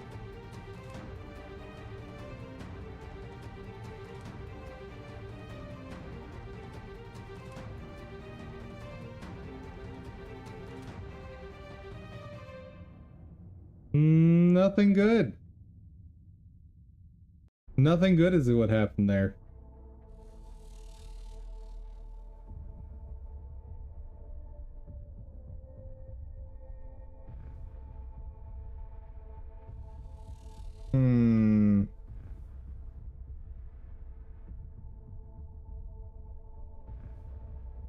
This might help out.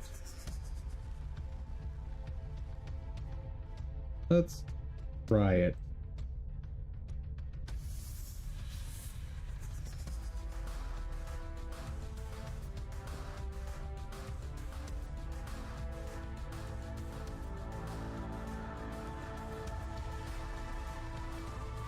Much cleaner.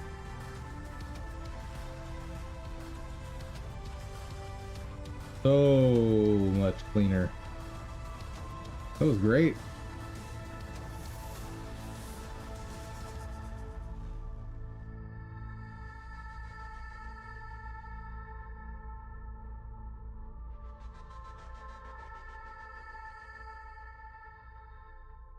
Oh yeah, I don't have camo detection.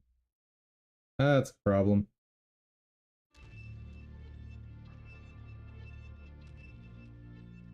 Oh. Well, game over. For the balloons, anyway.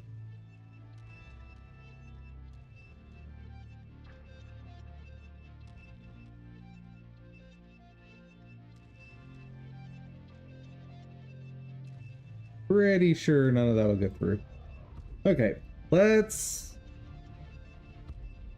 try implementing a jump. First, I need to figure out jump detection, right? Because this jump check was garbage. It didn't do anything good. Or didn't do anything reliable, I should say. So how do we determine if we need to jump? Because it can't be just, I haven't moved in a while, maybe I'm stuck.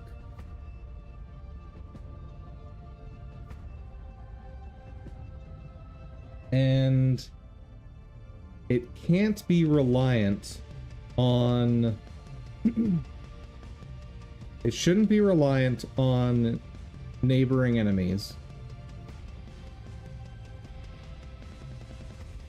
So the only way I can think to do it is somehow detect collision with a tile set or tile map.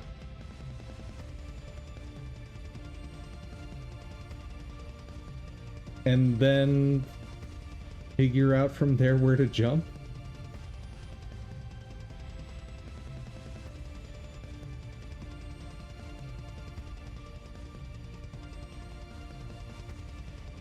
Maybe.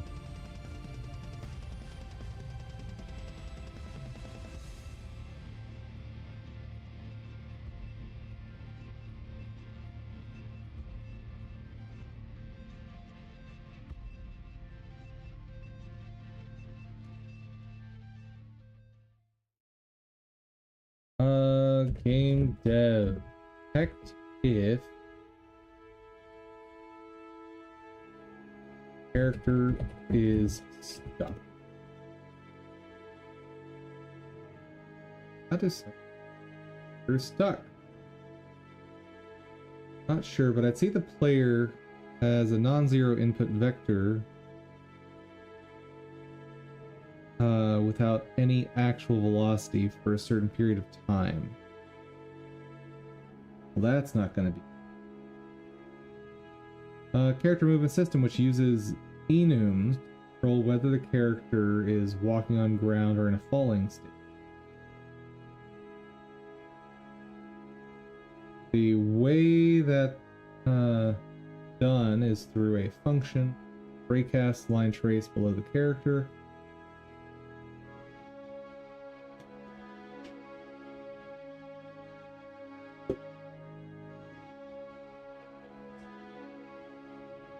A simple way to implement this, check if the player is trying to move, their position isn't changing.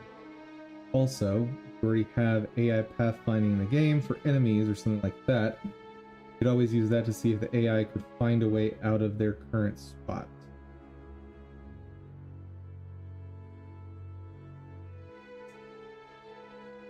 That's maybe. I don't know if I tried to use pathfinding for it. I mean, I guess one way to do it would be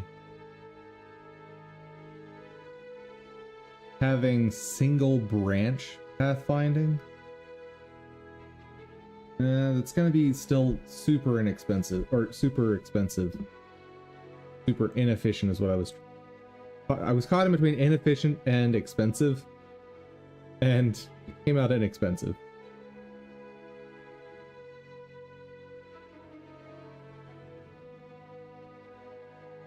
Why are you having trouble at this stage? That's unacceptable.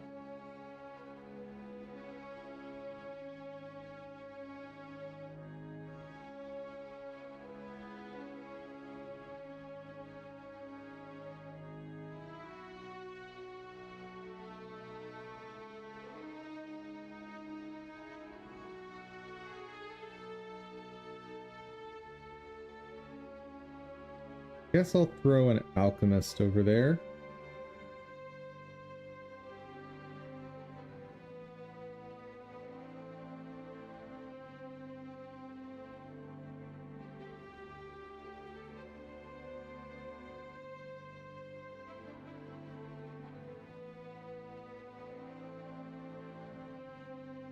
A Berserker Brew should be enough on this guy. Think. Certainly seems to be working. So it is running out way too fast.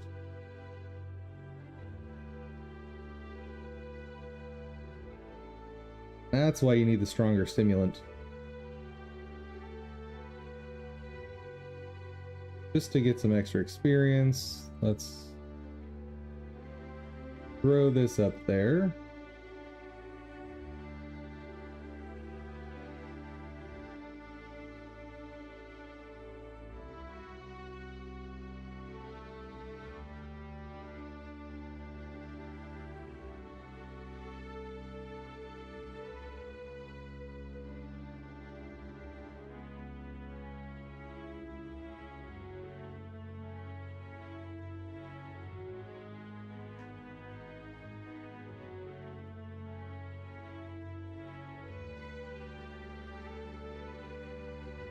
First that I had were all the heuristics. Let's see. Probably if the player presses move button for a long time but doesn't move anywhere. Maybe compare controller input to player movement.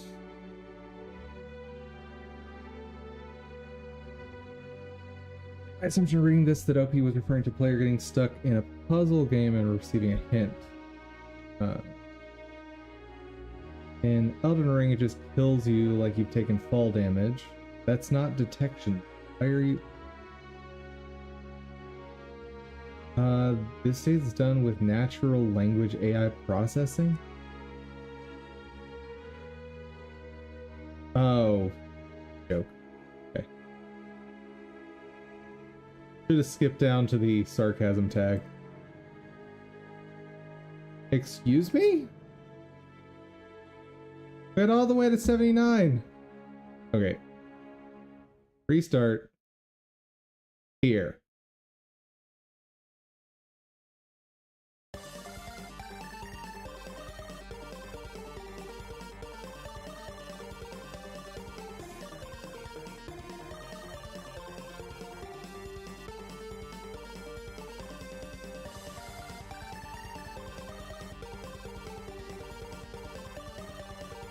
Grape shot I know is the one that I want.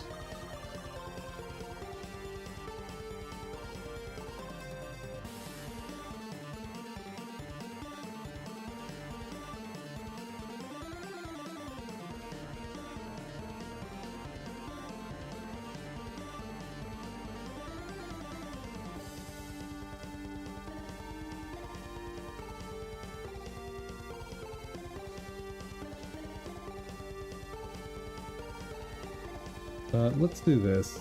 I'll turn off auto start so I can easily switch back and forth without losing.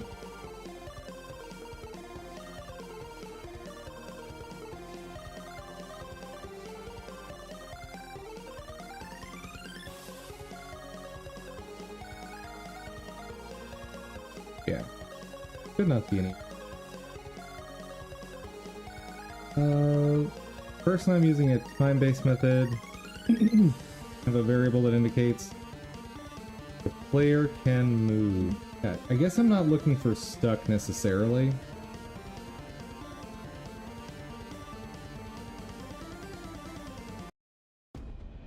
Character has hit a wall. Go.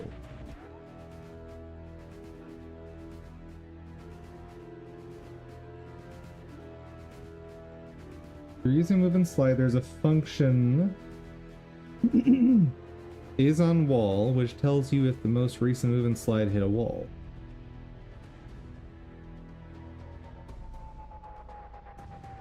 Otherwise, I recommend adding Raycast 2D node each corner of your character.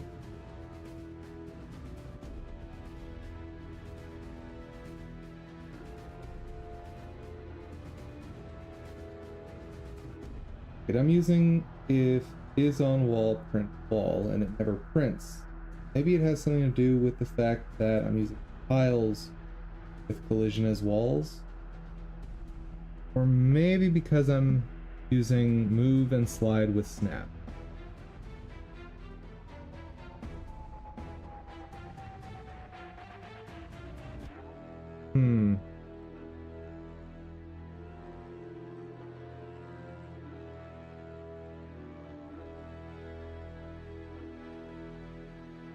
From what I recall, the Monkey Buccaneers are annoyingly effective.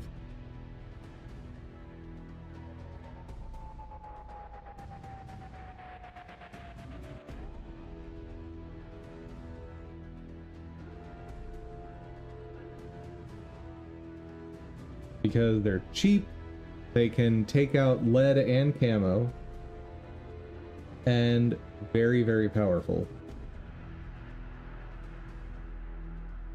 For the cost, anyway. Sorry, I tried reading the official documentation, but to me, they are kind of confusing. Starting to get it, though, so still, thank you all so much for helping me. Basic question. Use a raycast 2D to detect the wall.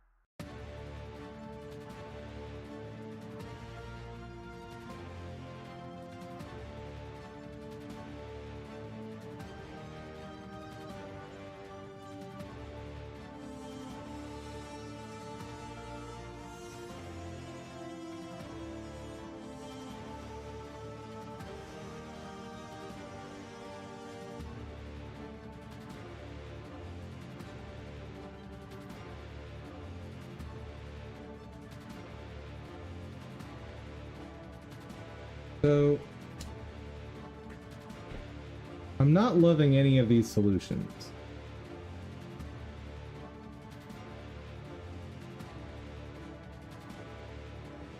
How to do hit detection area 2D bullet. Already know how to do that. How do I detect when the player has walked into a certain area? How to detect collisions in Godot.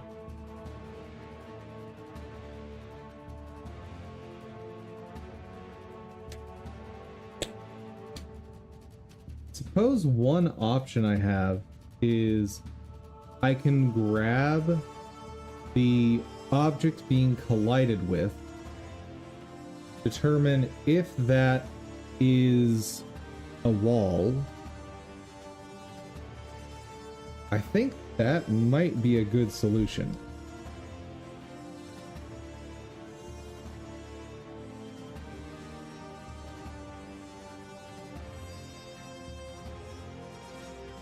Because I'm already using move and collide twice, right?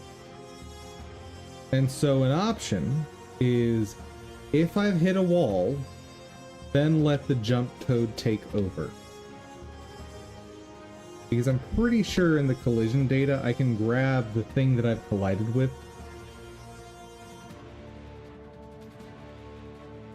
And I'm already getting the collision data, right?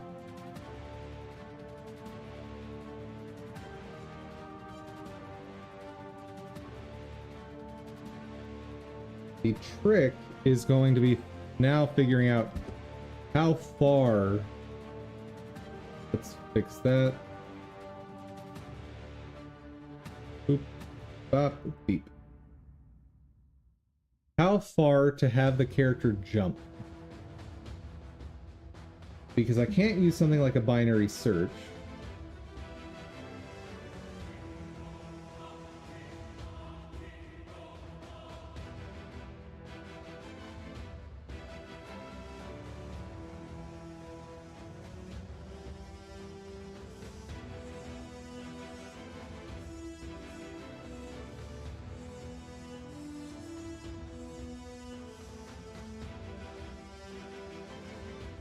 Because with the binary search, let's just use this as an example.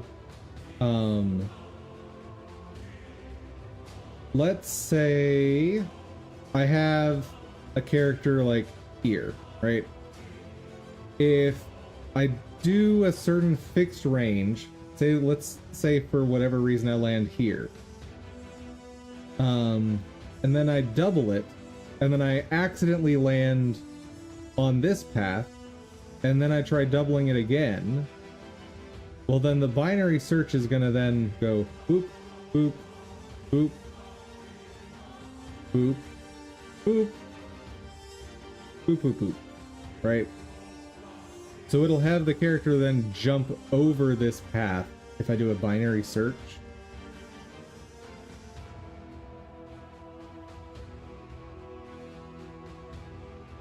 And also, how do I figure out what valid land is?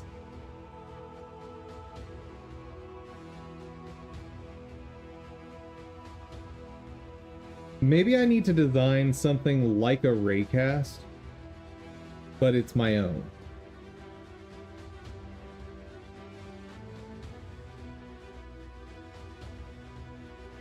So something along the lines of I create a fake character body,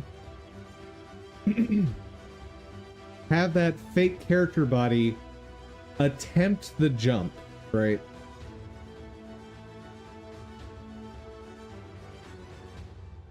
Or simulate the jump, I should say, with that fake character body, and determine if I collide with something. That's probably the way to do it. Then I guess I pick some arbitrary distance as my minimum.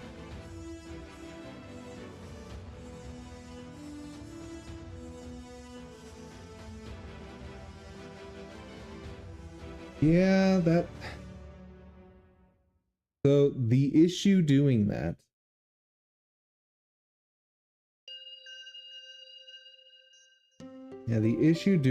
is if I'm trying to move straight toward the player, so pretend this tack shooter is the player. If the enemy is like here and it hits this terrain, it's gonna go, oh, well, I'm hitting terrain, so no matter what I do, I'm hitting terrain all along the way, and the enemy's just gonna jump straight to the player. I don't love that.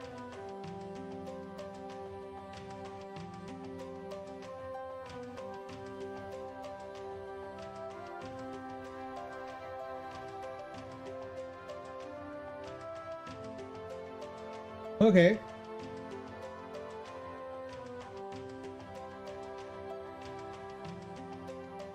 So, if I'm not going to allow that, what's the next best option? So if I hit this point, you know what? Let's just place the monkey there.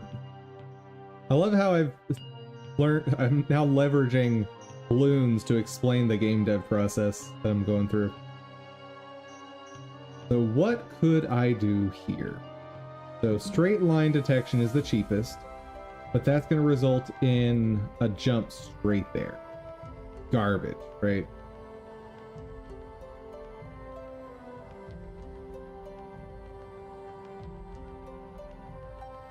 So next option, I'd have to do a fixed distance and then start walking the path outward by rotating. Huh.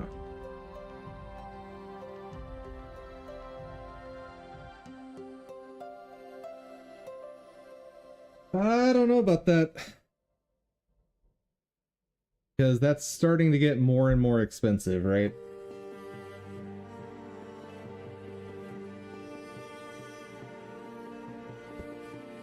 Alternatively, I ditch the jump idea. So another option is at the boundary, just like let things be as they are. So if the player is in view, what'll happen is it'll just slide off and it'll be hitting this terrain and that's it, right?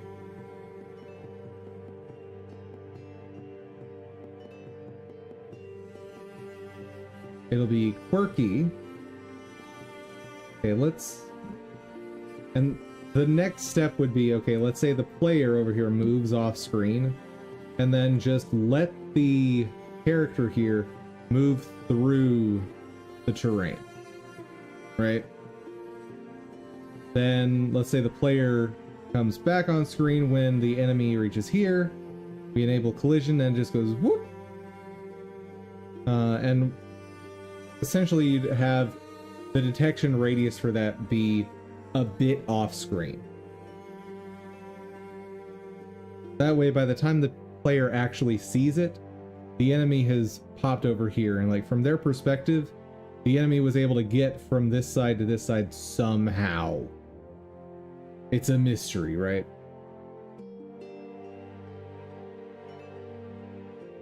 The consequence of that is, depending on the terrain,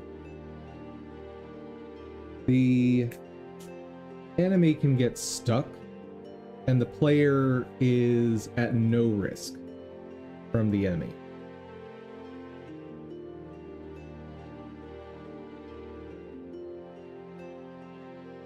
Okay.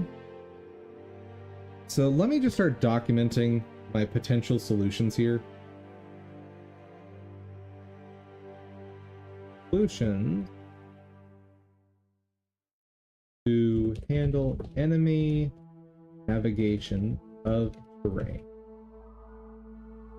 So 1, don't have terrain. That is an option. Not one that I like, but it is an option. Next, have player only terrain. Also not an option I like. So this is what we saw with Nomad Survival, where there is terrain, but only the player is restricted by it, right? So the enemies can just ignore walls and everything and just go after the player willy-nilly. That one to me feels unfair, the player. Okay, next. A third option is use only simple terrain.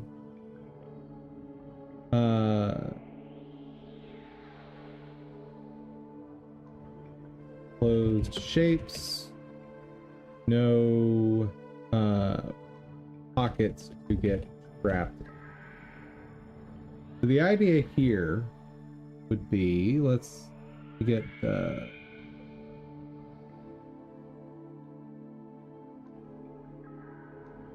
the idea here is I have my map, right?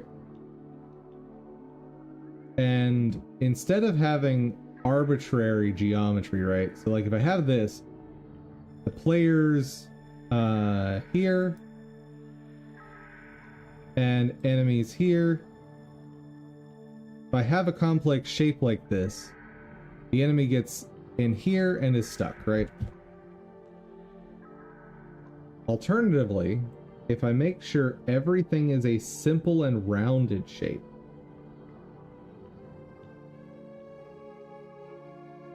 then if the players, let's say here, enemy is here, with the collide and slide, or collide and, or the slippery collision code that I made, what'll happen here is, because all these are floats, this will never hit exactly perpendicular, right? So it'll eventually, through tiny little movements, be able to slide around this rock to reach the player. Or whatever this thing is. I say rock, but any geometry that I use here, it should be able to find its way around.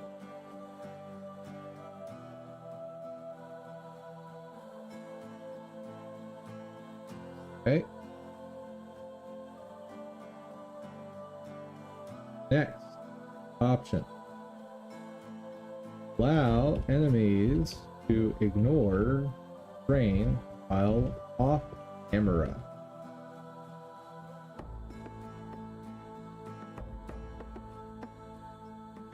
Let's put some comments about like pros and cons. So pros, Easy. Cons. Lame maps, basically. Have player-only terrain. Easy. Very easy.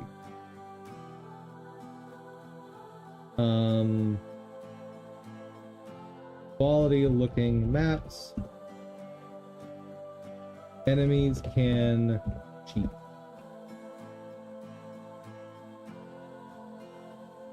A lot. Only simple terrain.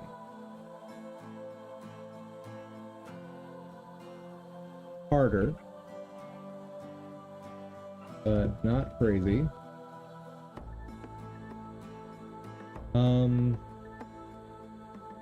Very limited terrain. Maps will be very generic.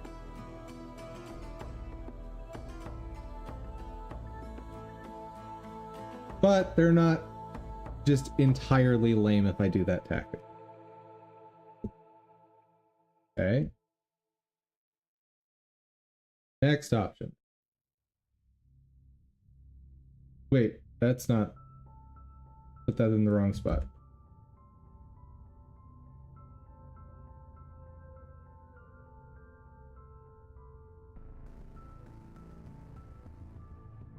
So allowing enemies to ignore terrain while off camera. Can make just about any terrain. I'll have to be careful with the just about any terrain. What else?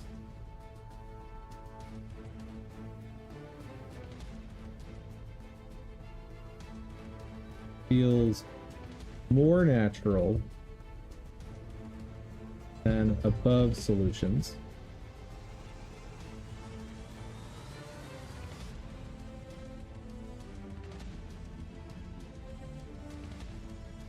And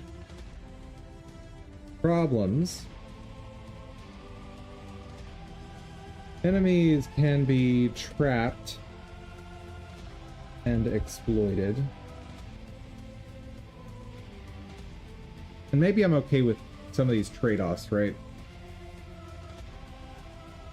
Let's do another wave or two.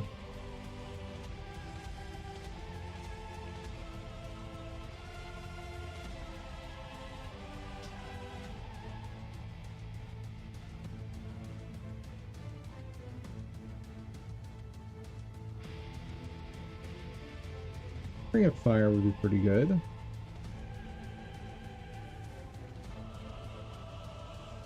Yeah, let's do that.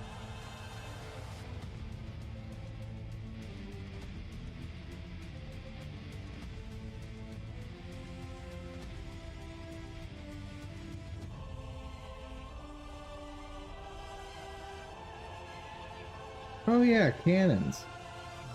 That's a big deal. There we go. Much better.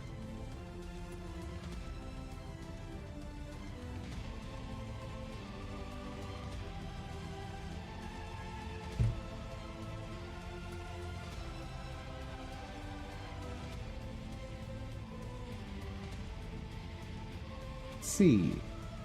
That's the... Okay.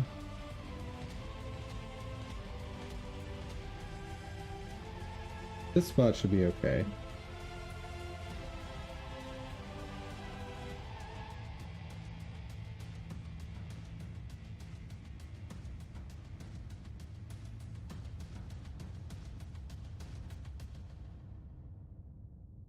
All right. Allow enemies to ignore terrain while off camera.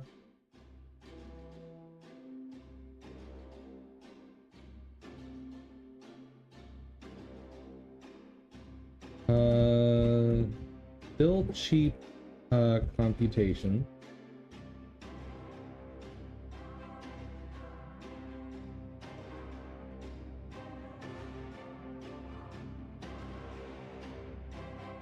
What are some other effects that might happen?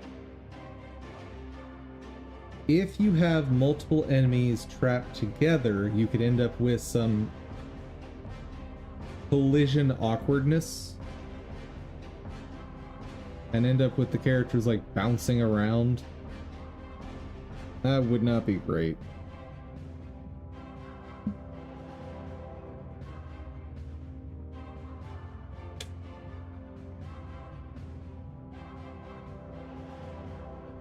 Potential for silly collision resolution.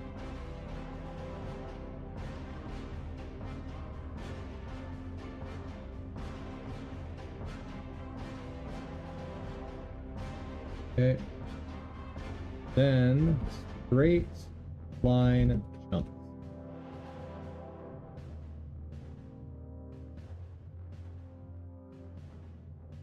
Positives of this. Looks natural most of the time.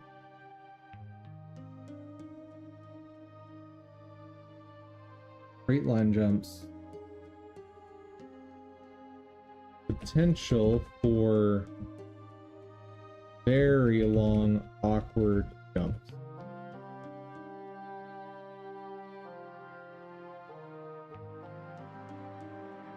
And I guess I can control for that a bit based on the tile map, right?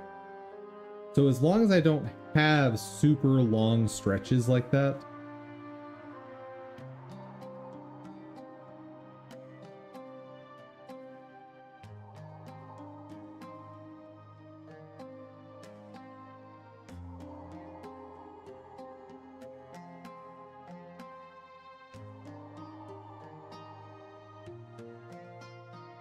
trying to think if there's any way to really avoid that though.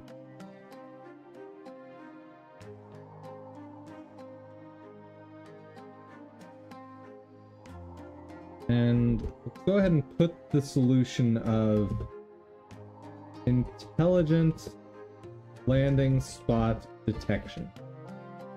So this is what I was talking about with like picking a radius and then walking radially or rotationally around that radius and figure out where the closest place to land is.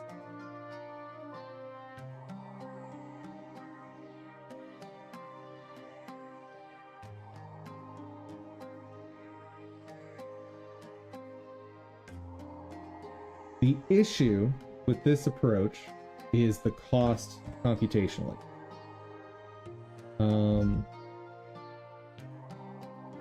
Most natural / intelligent feeling enemies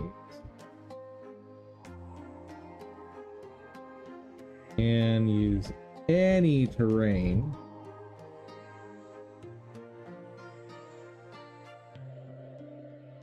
a lot more coding involved,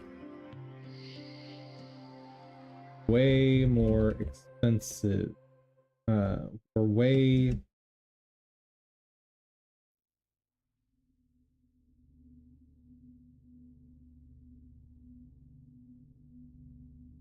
what? How do I want to phrase this? Way bigger impact on performance, or just way bigger performance impact.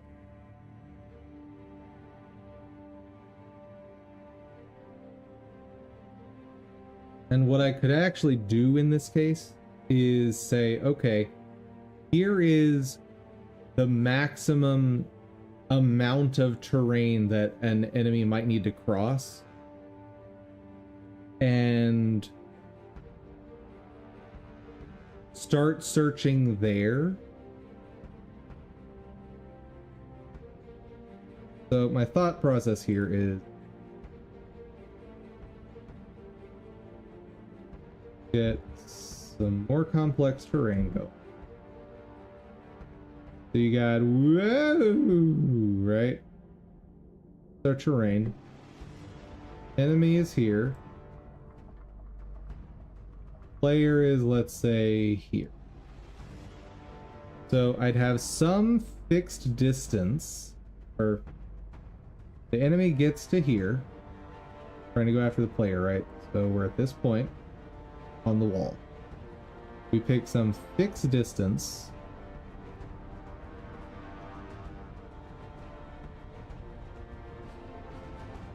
Right? And then rotate around it to find the nearest landing spot. That's not going to work, will it? I mean, so at least not going forever. I'd have to also pick some arbitrary angle, right?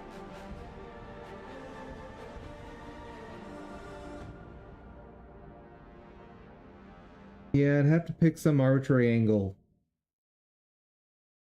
to stop at, because if I kept going forever, right? So eventually the enemy decides, oh, to get to the player, I need to jump here. Which that doesn't fix anything.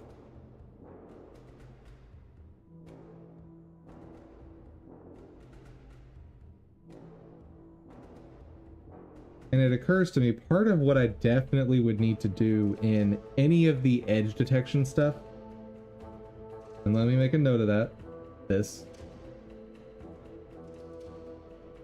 All detection.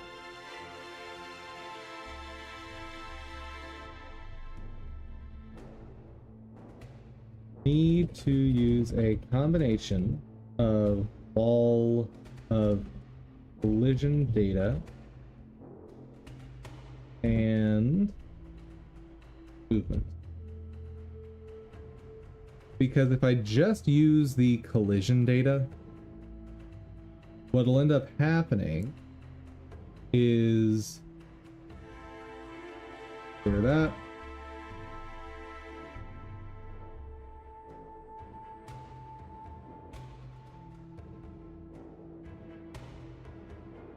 So we'll keep the player here. If the enemy is here, right, going toward the player, hits this wall. So if I just use the collision data, then my slippery collision is just never going to happen, because it'll go here and go, oh, I've hit a wall. Let me jump. When what it should be doing is going, oh, this is a fine wall for me to just slide around. Don't worry about it. Also, I got a weird little smiley face. Okay. There's a lot of stuff to consider for just a simple jump. Granted, this is like script controlled jumping, not player controlled jumping. A player controlled jump would be so easy. You just say, oh, do I have the jump input? Okay, let me apply some upward velocity and we're good.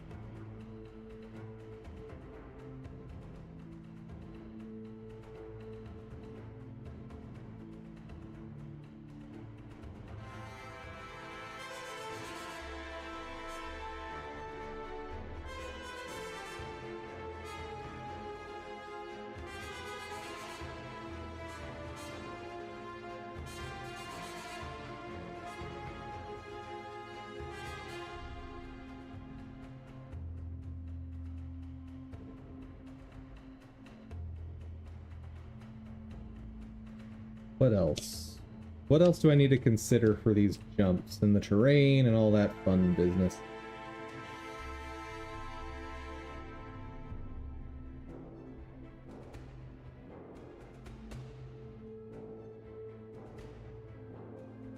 Let's see, so let's go back to the notes. So wall detection is its own thing. Don't have terrain. See? No wall detection needed.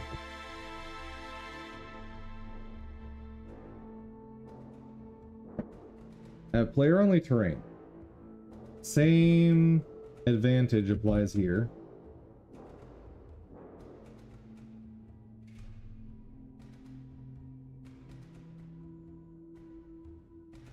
For the player only terrain, feels unnatural.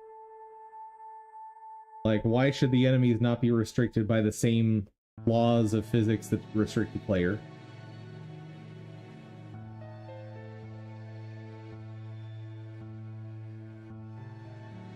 Maps will feel bare and potentially unnatural. Like, if we're having a forest scene and there's not even any trees in it, that's gonna be weird, right? Like, we have a map that just has a line of trees, like, what would be very awkward is having a map that's just got like a line of trees all the way around to prevent the player from moving out, and it's just a giant rectangular clearing. Like, that's weird. That doesn't feel right.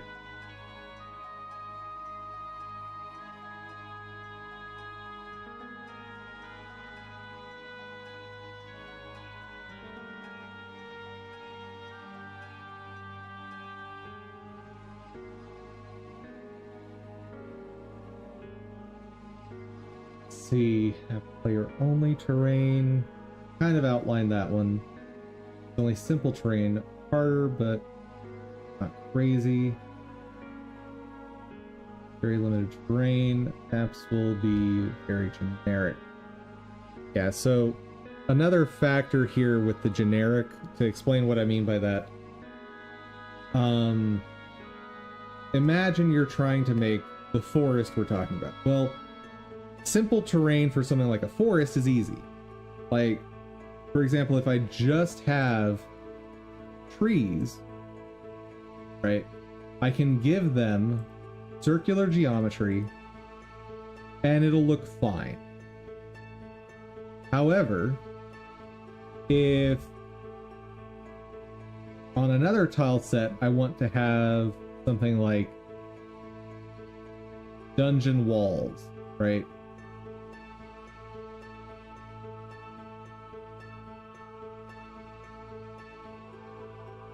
Well, now that's not simple terrain anymore, like how I'm describing it. So you literally can't make this kind of structure. The most you could do for dungeon is pillars and similar terrain.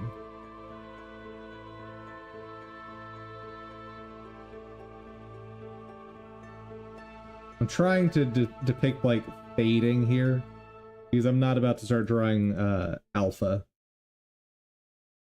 And you could put other similar terrain, but like the point is all of your maps now, where with more options you could have more diverse landscape. That dungeon, those pillars, the geometry is still just a circle or something like a circle. So whether we put a tree in here, whether we put a rock in here, yeah, that's how I'm gonna draw a rock. Whatever we put in there is kind of irrelevant, and it's just visually different map to map, and that is gonna feel less interesting.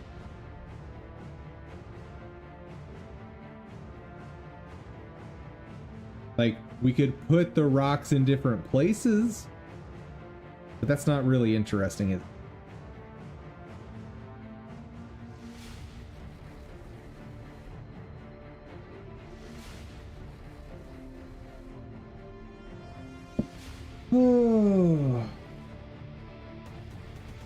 So one type of map that I definitely want to consider is a graveyard.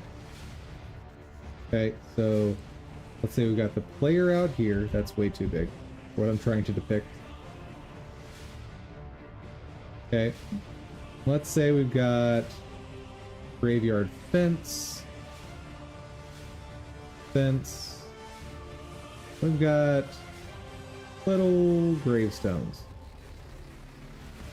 right?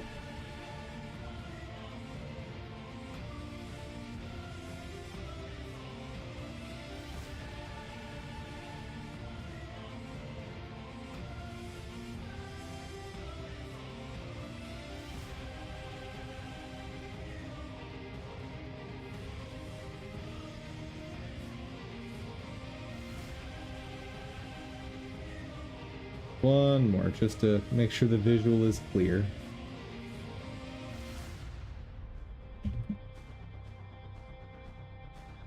Okay. And let's say we've got a little enemy in here. That's not what I want. Got some little enemy. He can travel through here and like bounce around these tombstones as like circles. But when he gets to here, what happens?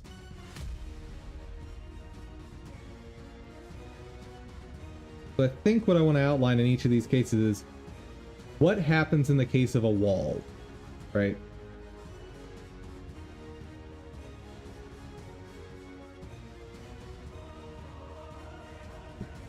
No walls for enemy. I'm phrasing it that way specifically so it's universal for like here. Simple terrain. Walls for enemies. Allow enemies to ignore terrain while off camera.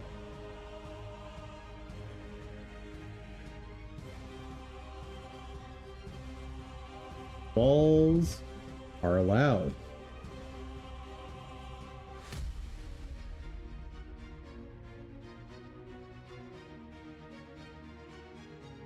In each of these cases, walls are allowed. But there's the issue of getting trapped here very easily with walls.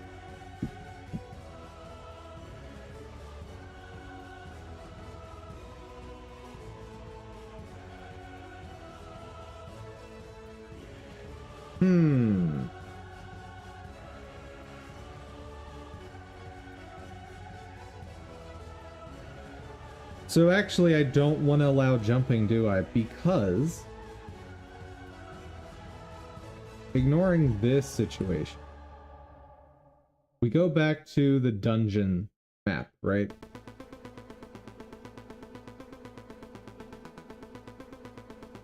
And we have a dungeon wall here. Keep it very simple. Enemy is over here.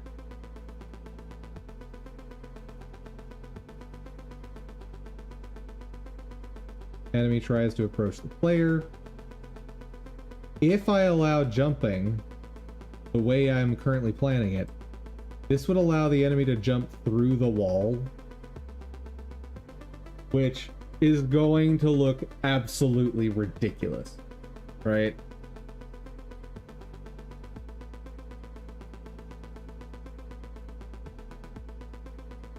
Alternate way to do this.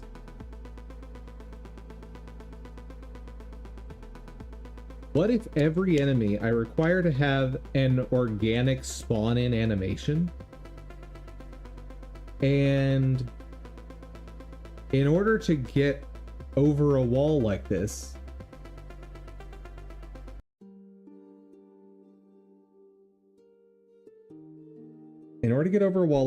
instead of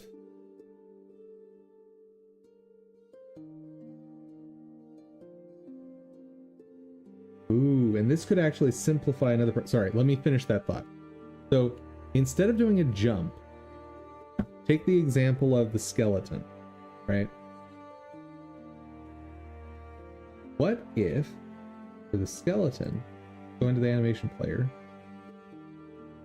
Right now, he spawns like that, and he goes on his merry way. What if I add going back down into the ground, and then he travels invisibly through the wall, basically teleports. I'd want to put like some sort of duration on it, right? So I need to put this down as another option. And then once he's on so he's on this side of the wall, right? He doesn't like what's going on. Like, he's hit a wall, he's stuck, he says, okay, I'm out of here. We move him over, spawn him back, and I could even go through the spawn state to do that.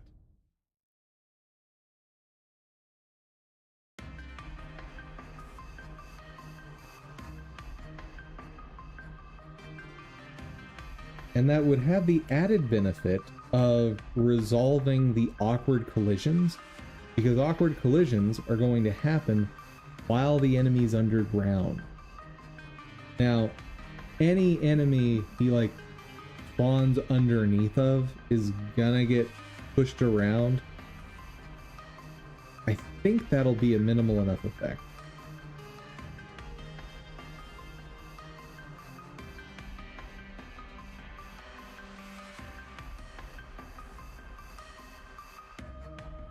Call it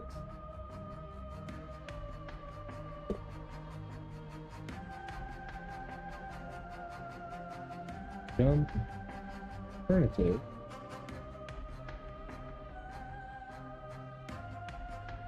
despawn respawn. There's a few different ways to go about that. So first is the teleport through walls. Okay.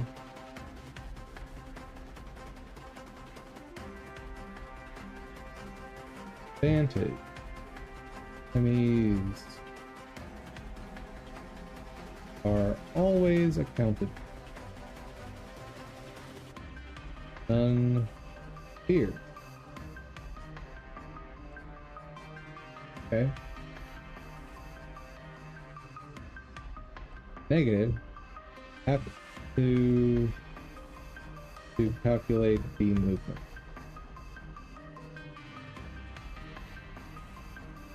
Okay. An alternative is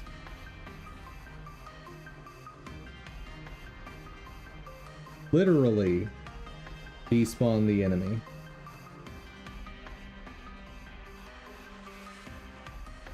Or let's just say you free enemy without drops. So doing that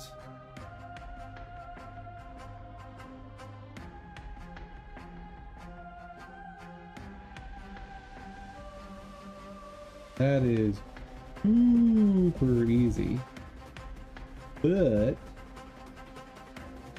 easily exploitable.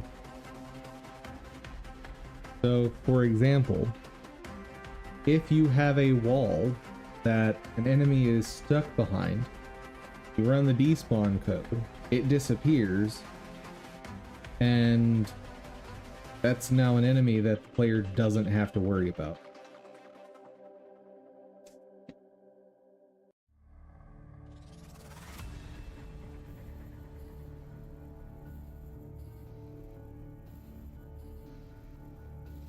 Okay.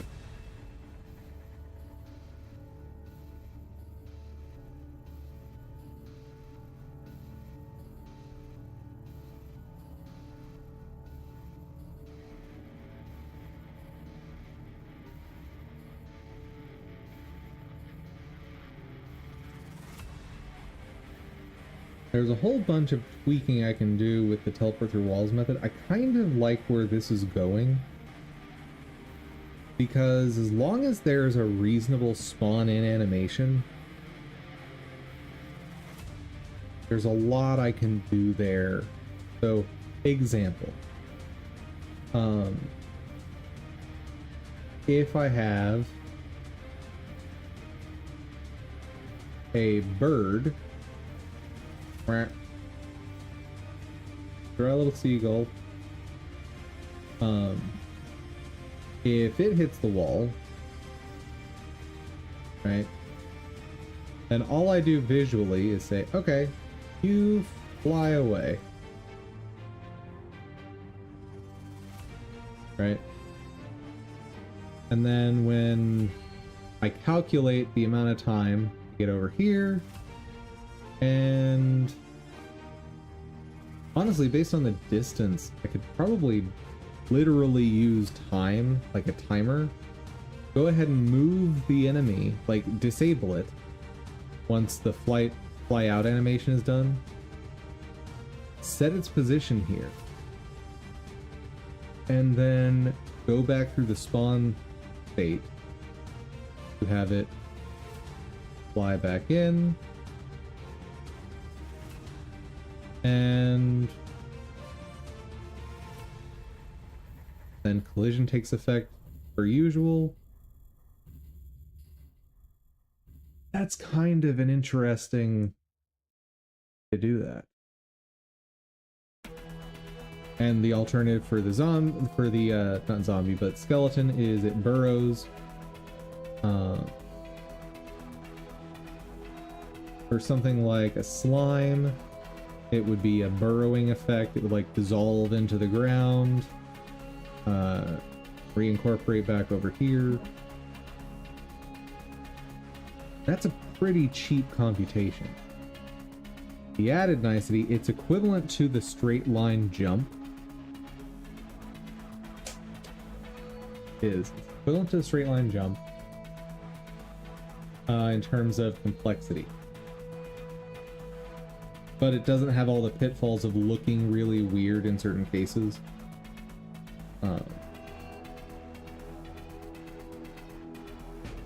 Because, like, let's say it takes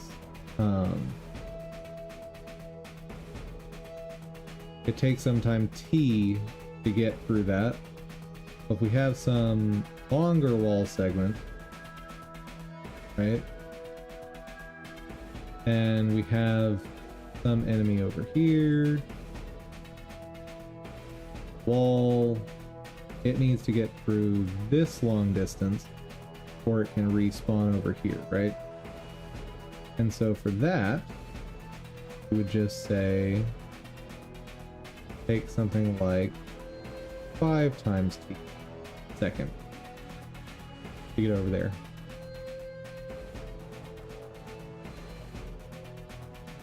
Really not a bad idea. Okay, kind of like that. Look back through our solutions, see what we can. Don't have terrain.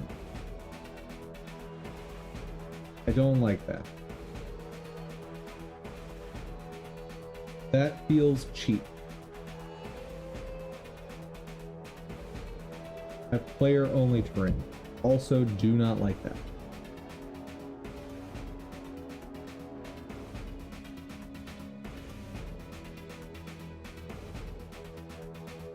Like,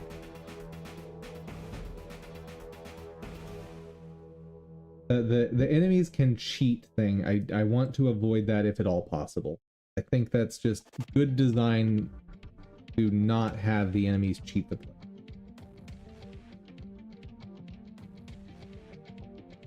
So, next option, only using simple terrain. That I don't like, but I'm not going to rule it out.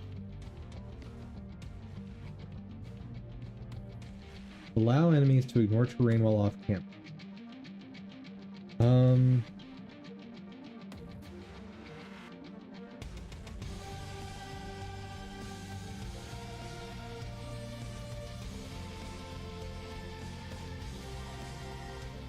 So allowing them to move off camera, that's not awful.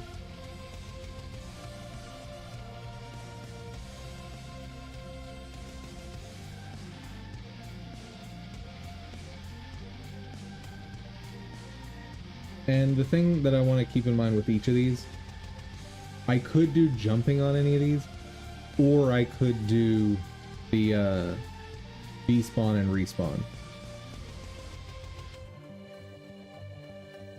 Like, I just want to look at like math capability for this section. Straight line jumps are okay. I'm fine with those.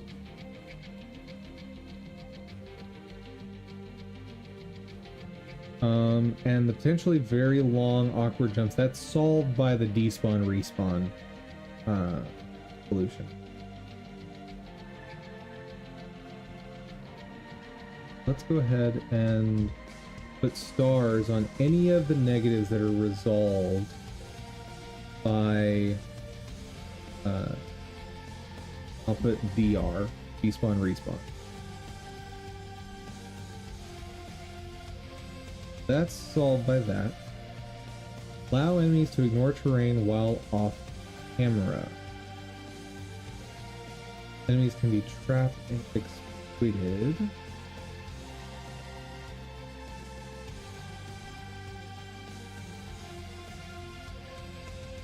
So, if I were to implement something to try and fix this, it just turns it into these other situations. So there's no fixing that.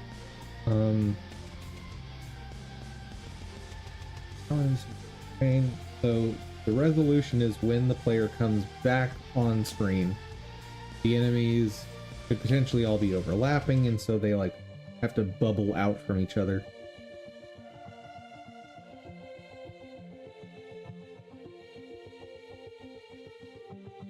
Straight line jumps are pretty cheap.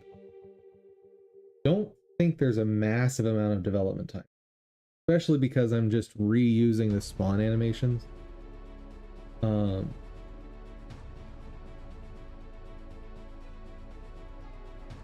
Actually, I'd probably want to create a despawn animation for most enemies, because like, you're looking at the idea of a bird flying in or flying out and flying in.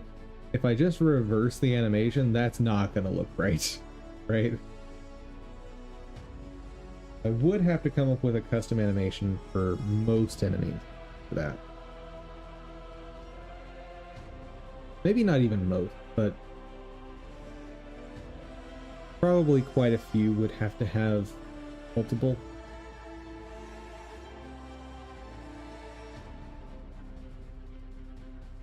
Let me just think through that by looking at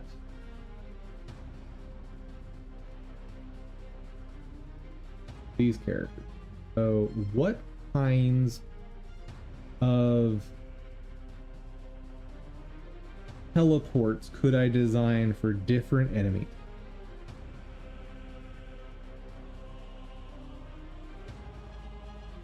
Okay, so dragon seems pretty easy. Fly in, fly out, or fly out, fly in. Great.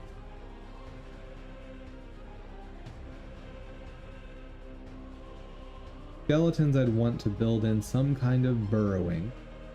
I think burrow makes sense.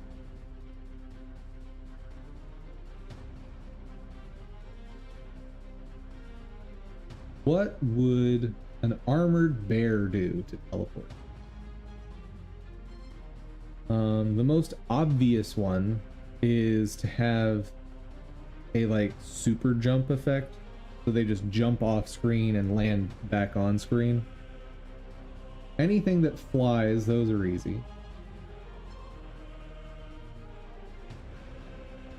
Spiders and anything that can climb on a ceiling, that's relatively easy.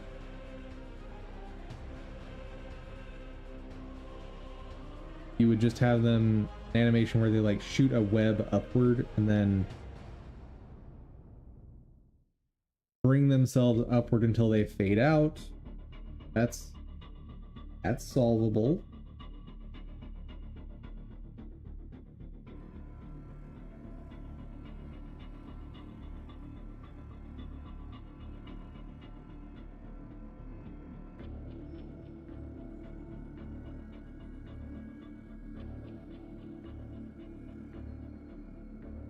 interesting that I'm gonna have, if I go with that route, I'm gonna have to really think about what kind of animation to do for spawning in, and that could put big limitation on what kinds of enemies I can use, because like maybe the artists that I buy from won't have animations for what I need, right?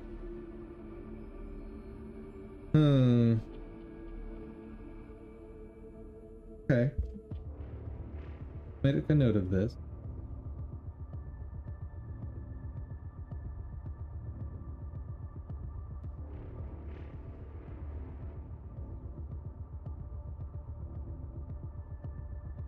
I'll just put a negative here.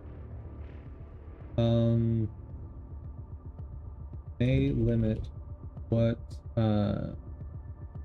models use due to animation requirement. Now,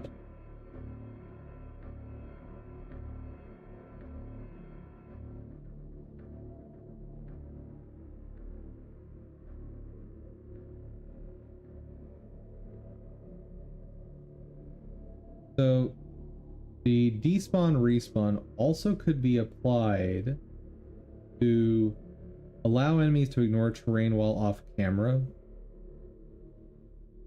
And there's a simple way to implement, which would be if have the enemy go, okay, I am sufficiently far away from the player that I need to despawn and then respawn in a correct location.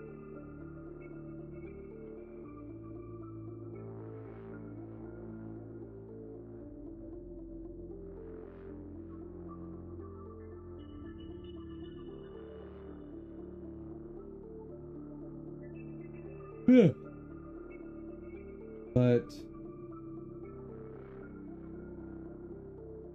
how do I feel about that solution?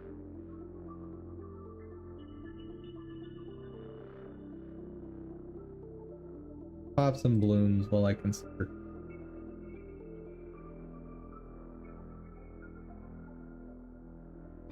So, an enemy, wall, it says, I'm outie, and just reappears random. There are definitely going to be certain enemy types I can't do this.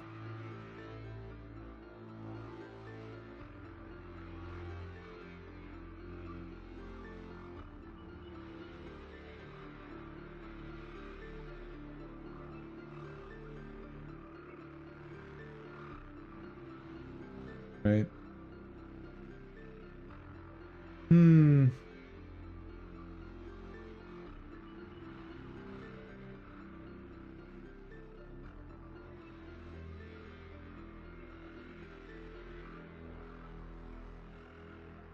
Chad, are you ready for the silliest way to destroy a Moab? Hope you are. Boop, done.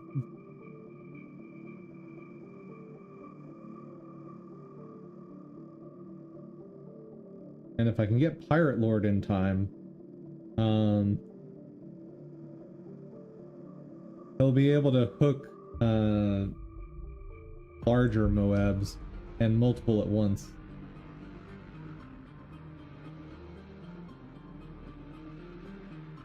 Let's get this level finished up. Go ahead and put autoplay back on, or auto start. I think I should probably just put a bit more of the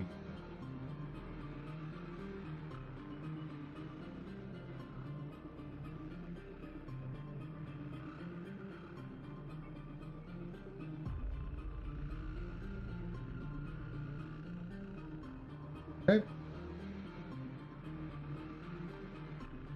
Let's just wait for Pirate Lord.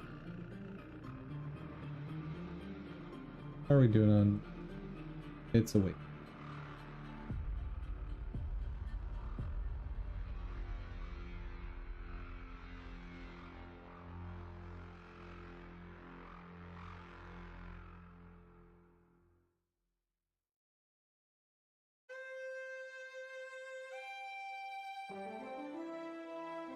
So, enemies being able to semi-intelligently decide, hey, I'm in a bad position, reposition in a nearby space. That feels kind of natural. But as long as I have natural spawn-in animations, shouldn't be too much of an issue. Alternatively, I could restrict enemy spawn-ins to happen off-screen. That's a possibility, right? That wouldn't look too weird. It might be a little odd to players being like, oh, well, why do I never actually see an enemy appear, right? Maybe that's something a player wouldn't like.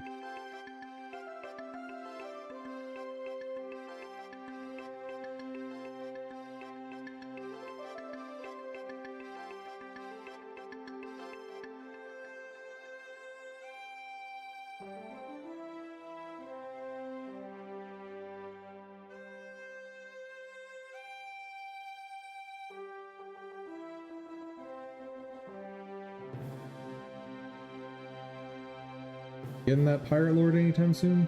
Come on.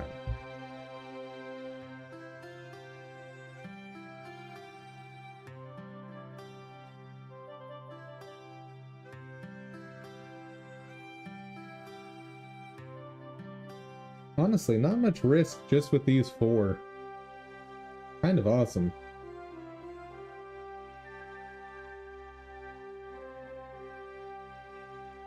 Probably wise to get one more Monkey Pirates upgrade. Oh, we're in the clear. And I can buy it right away. Nice.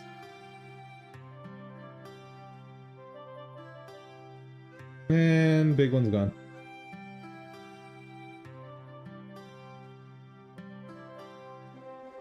I think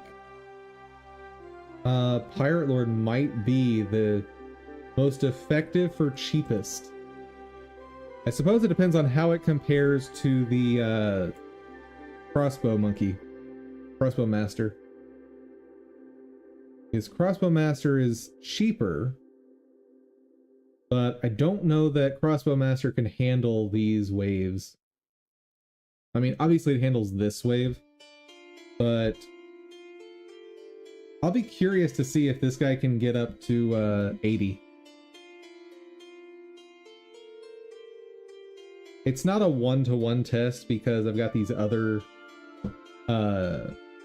boats. What are they actually called? Monkey Buccaneer. I have these other buccaneers.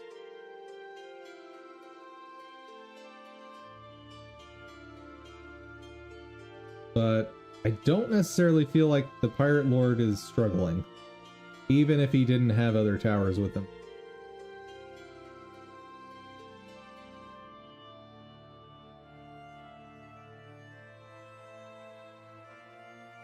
I guess there might have been an issue there. Maybe.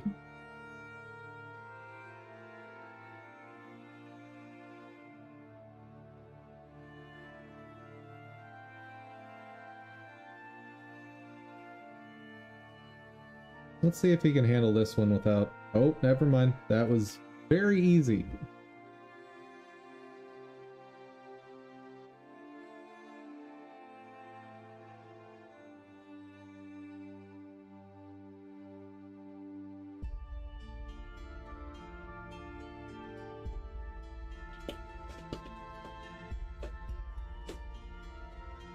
Okay, let's finish this up.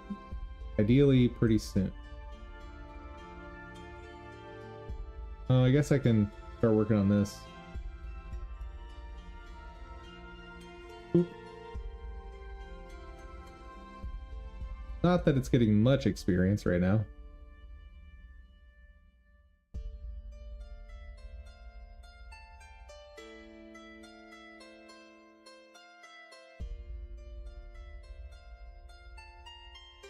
And just hook both of those. Easy, man.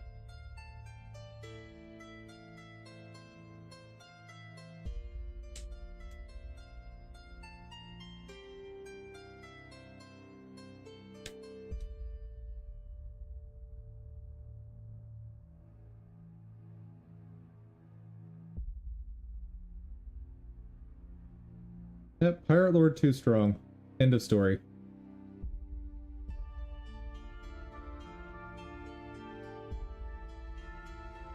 One thing that would be nice is if I could convert leftover money or coins to monkey money. Woohoo, that was spooky. Still worked out, but ooh, not like that.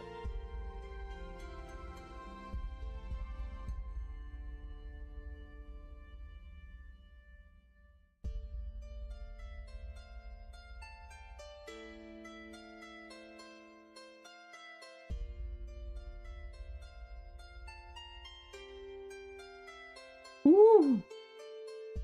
Okay. So he loses at the same time as Crossbow Master.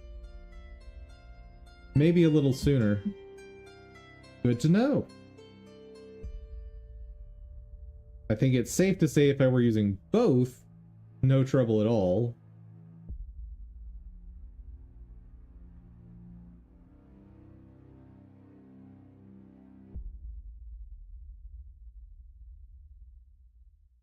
Oh! Arrgh. It's fine.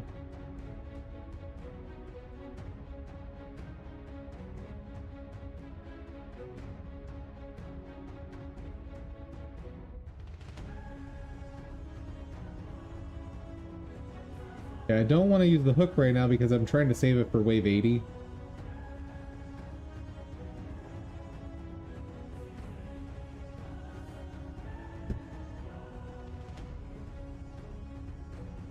Yeah.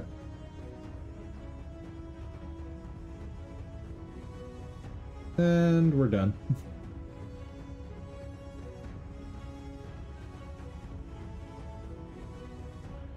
How are we doing on pops? I want this guy. I want to see how he plays.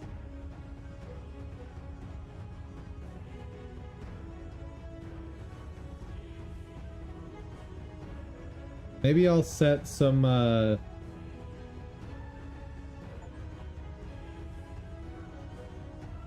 intermediate. Maybe off stream I'll set up some, what are they? Not Apocalypse. Oh.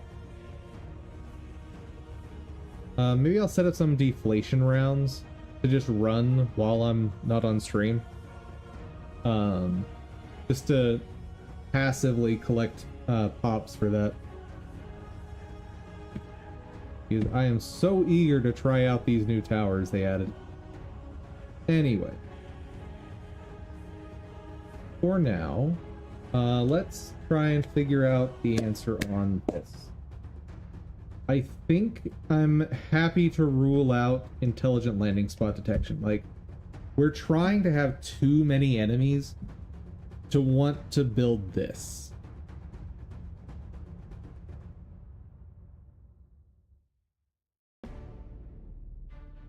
Plus, if I use the despawn respawn method, this is basically irrelevant.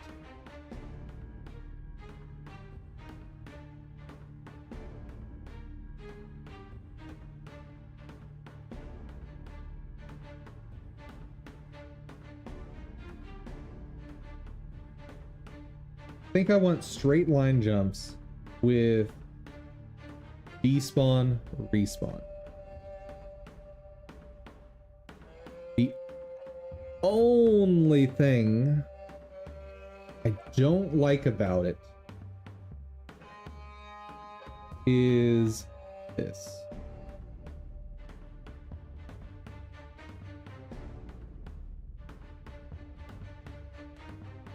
If I have an issue where there is some long bit of geometry, right? The player is basically right up against the wall. The enemy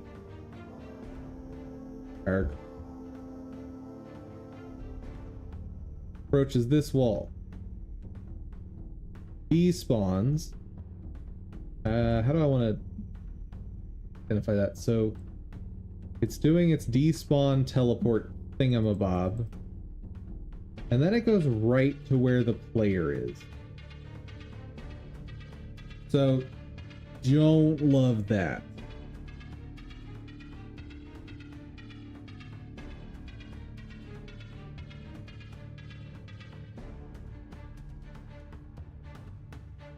That feels like it's cheating. Okay, so here's what we're gonna do. We will do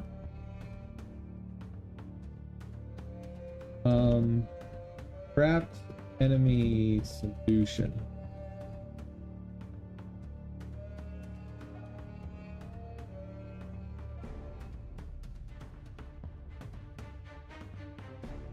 For basic enemies, we will use straight line jump, despawn, respawn, check if player is too close. Yeah, like that.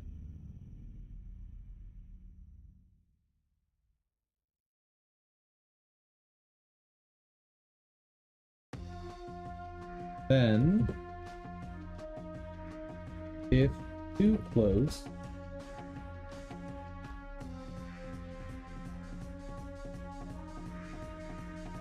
actually, hold on. Let's actually plan out the pseudocode a little more. So, basic enemies. Protect wall. Am stuck for 2 seconds.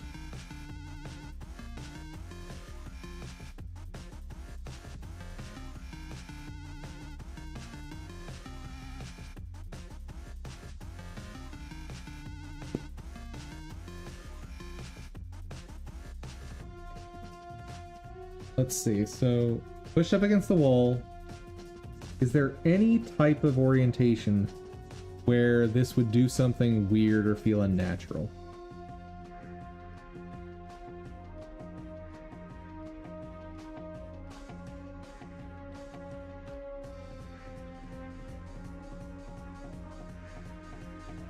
When might an enemy be legitimately touching a wall for 2 seconds?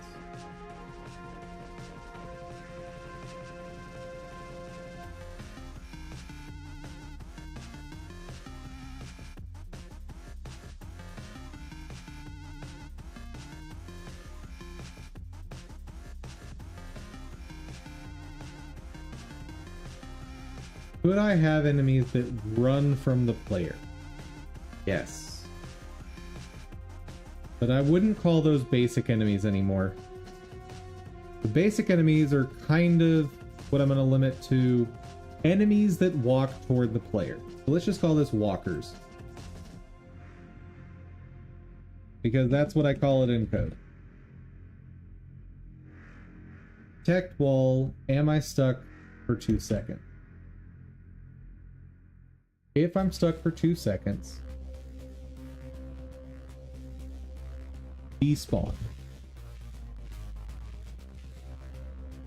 Not despawn, respawn, just despawn.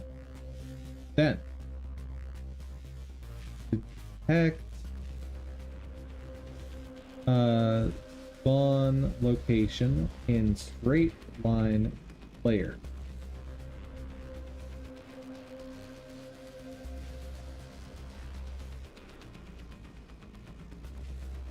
Wait time based on distance. Check if spawn location is safe.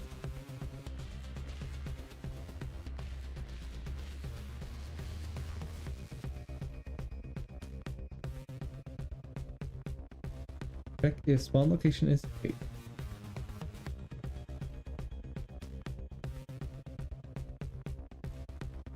Is spawn location safe for player?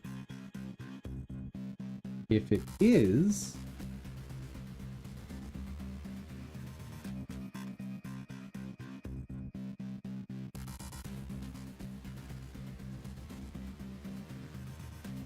then spawn. Or call it respawn.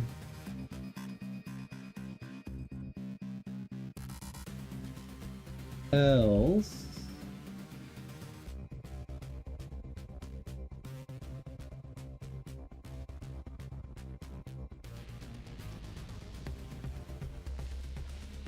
test respawn locations in radius.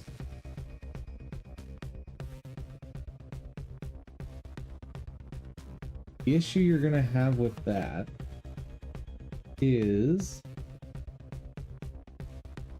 you're potentially going to lose a lot of locations due to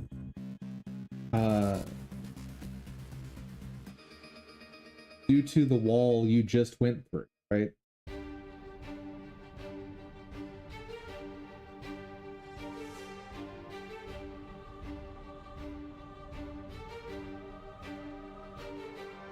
Alternatively, you just do the original spawn location detection.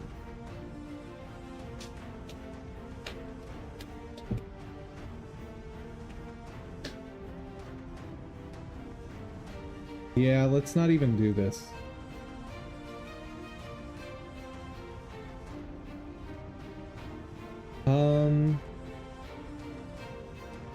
Use default spawn logic to find a random place to pop up. Okay.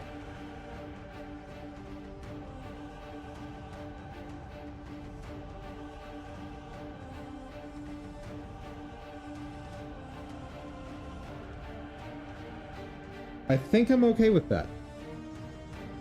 I think I'm happy with where that's at.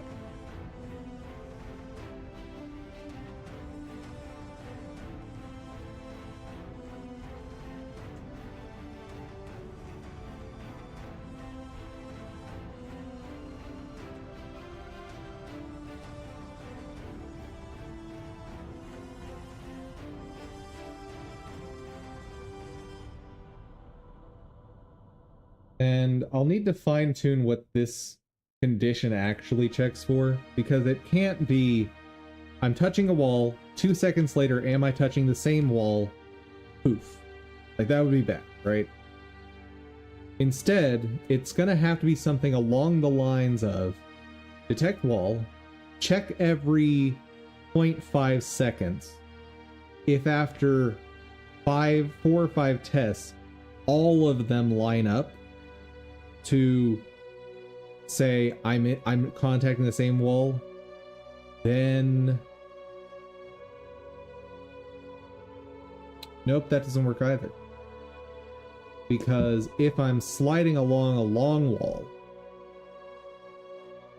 to draw that,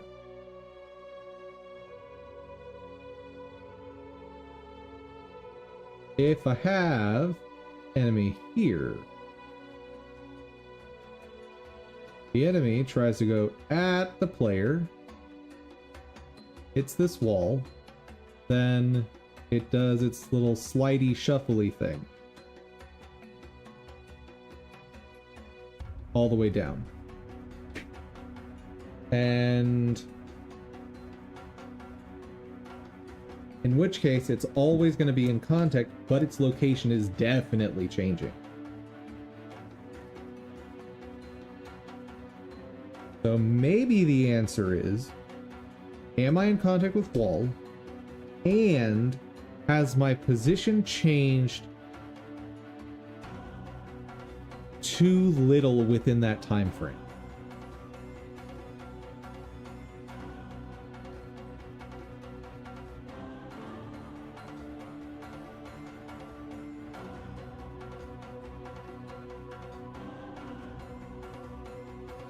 Yep, that's the way to do it. Am I stuck for 2 seconds? Detect wall.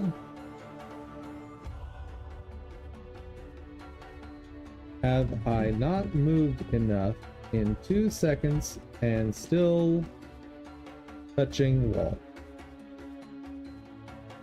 And let's see. Check every X milliseconds.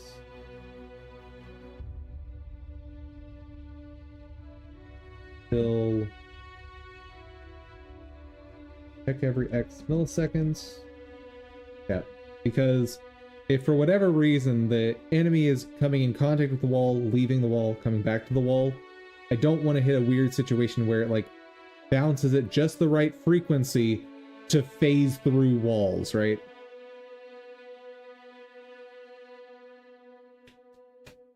I like this. I'm gonna stick with that. That's my answer. This means the game's going to be able to have any terrain I could possibly want, as complex or simple as makes sense, and performance should be awesome. Because all I'm adding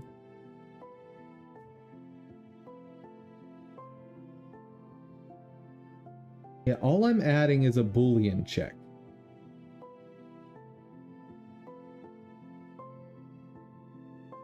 Because all I think I'm adding is a new state. So we are in, so we have an enemy. While walking, the enemy's in the normal state. We hit the wall. And we're still in normal state, and we stay in normal state for 2 seconds. Okay.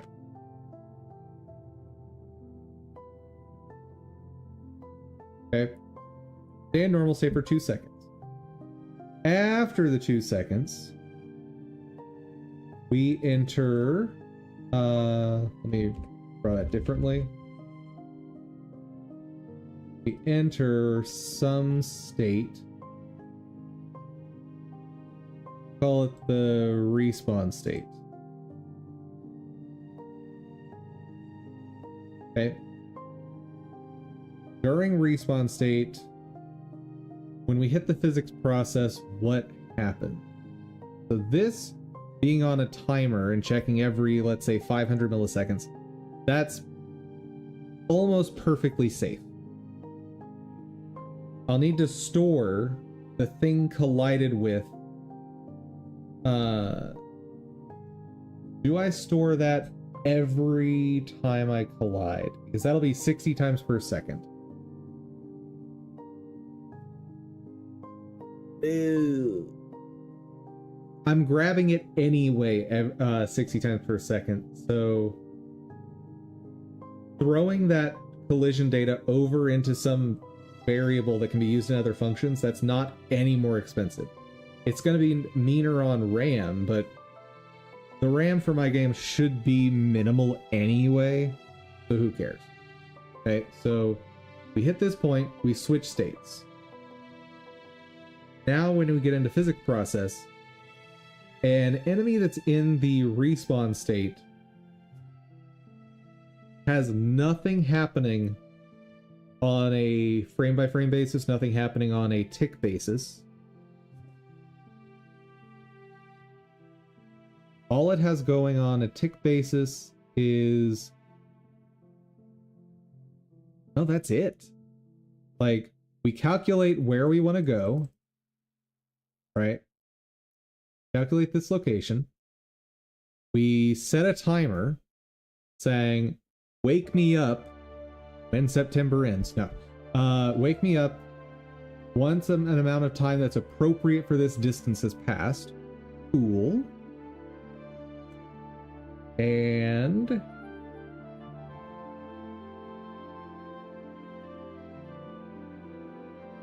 yeah. So nothing's happening in physics process during that. We even will disable collision and stuff probably. Certainly, I'll have to.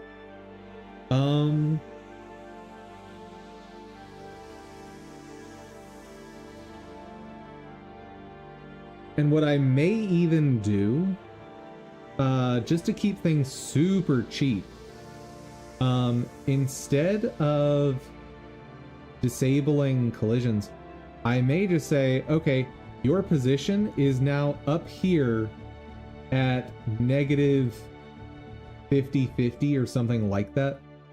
I'll probably make it something obscene like negative 1,000, negative 1,000, which will put it way off screen. You won't see it. And I can just throw all enemies up there. And then we plop back down. I'll put that in globals or something. Just so we don't potentially put enemies in incorrect spots there.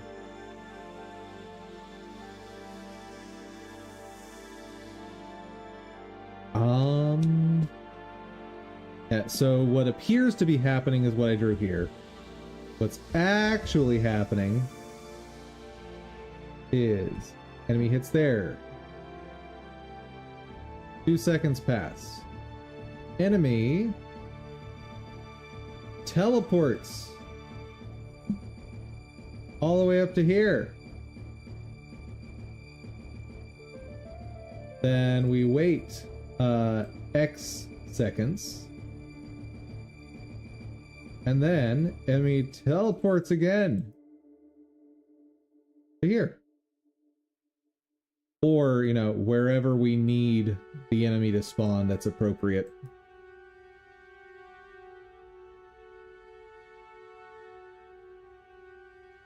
Alright. I'm happy with it. Ship it. At least ship the design. Alright. So nothing new on here. But let's go ahead and add plan, terrain, jump, logic. Yeah, not logic. Logic. There we go. That's done.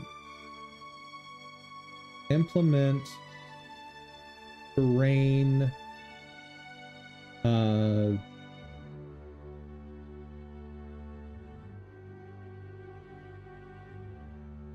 Navigation logic. Despawn, respawn, teleporting. Straight line. The running notes. Oh, that should be description. Okay. Test performance with terrain, navigation, logic. Okay. Oh, I did skip something in my notes. So that is for walkers.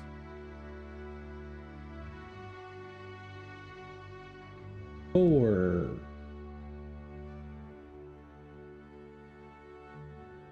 our boss slash mini boss. Use teleporting attack animation.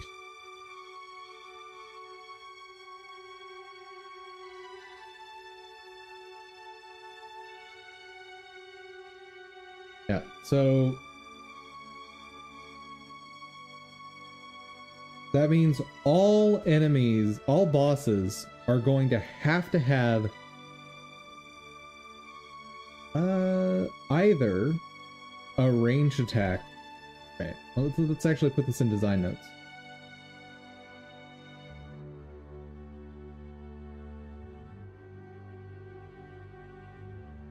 All bosses slash mini bosses must either have a movement attack ability or a good ranged attack.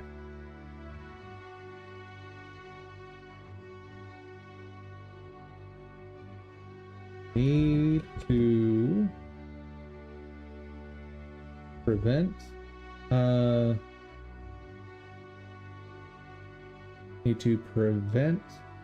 exploiting walls.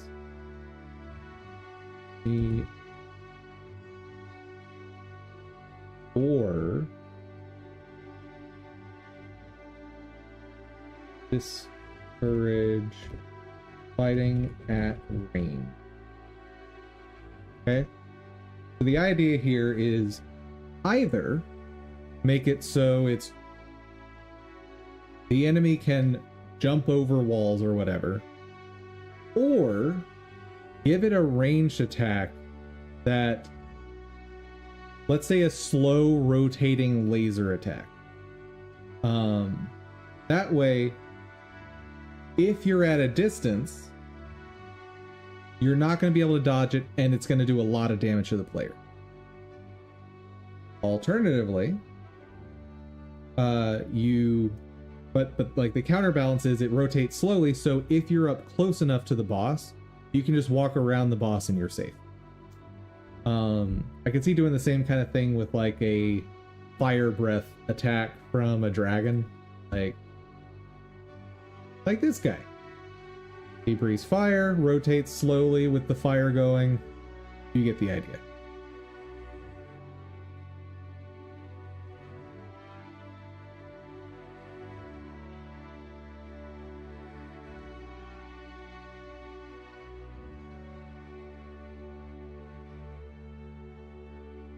Okay.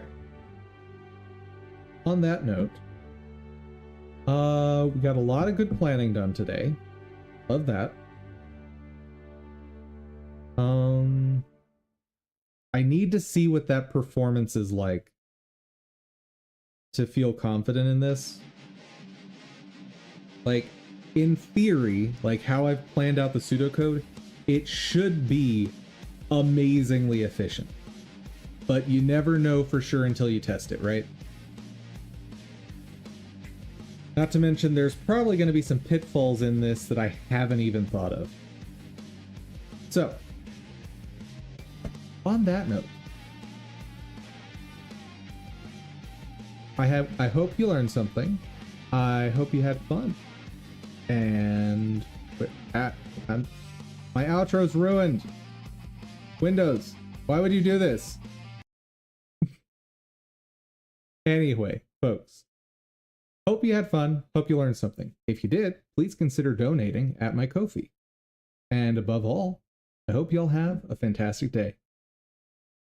Take care, everyone.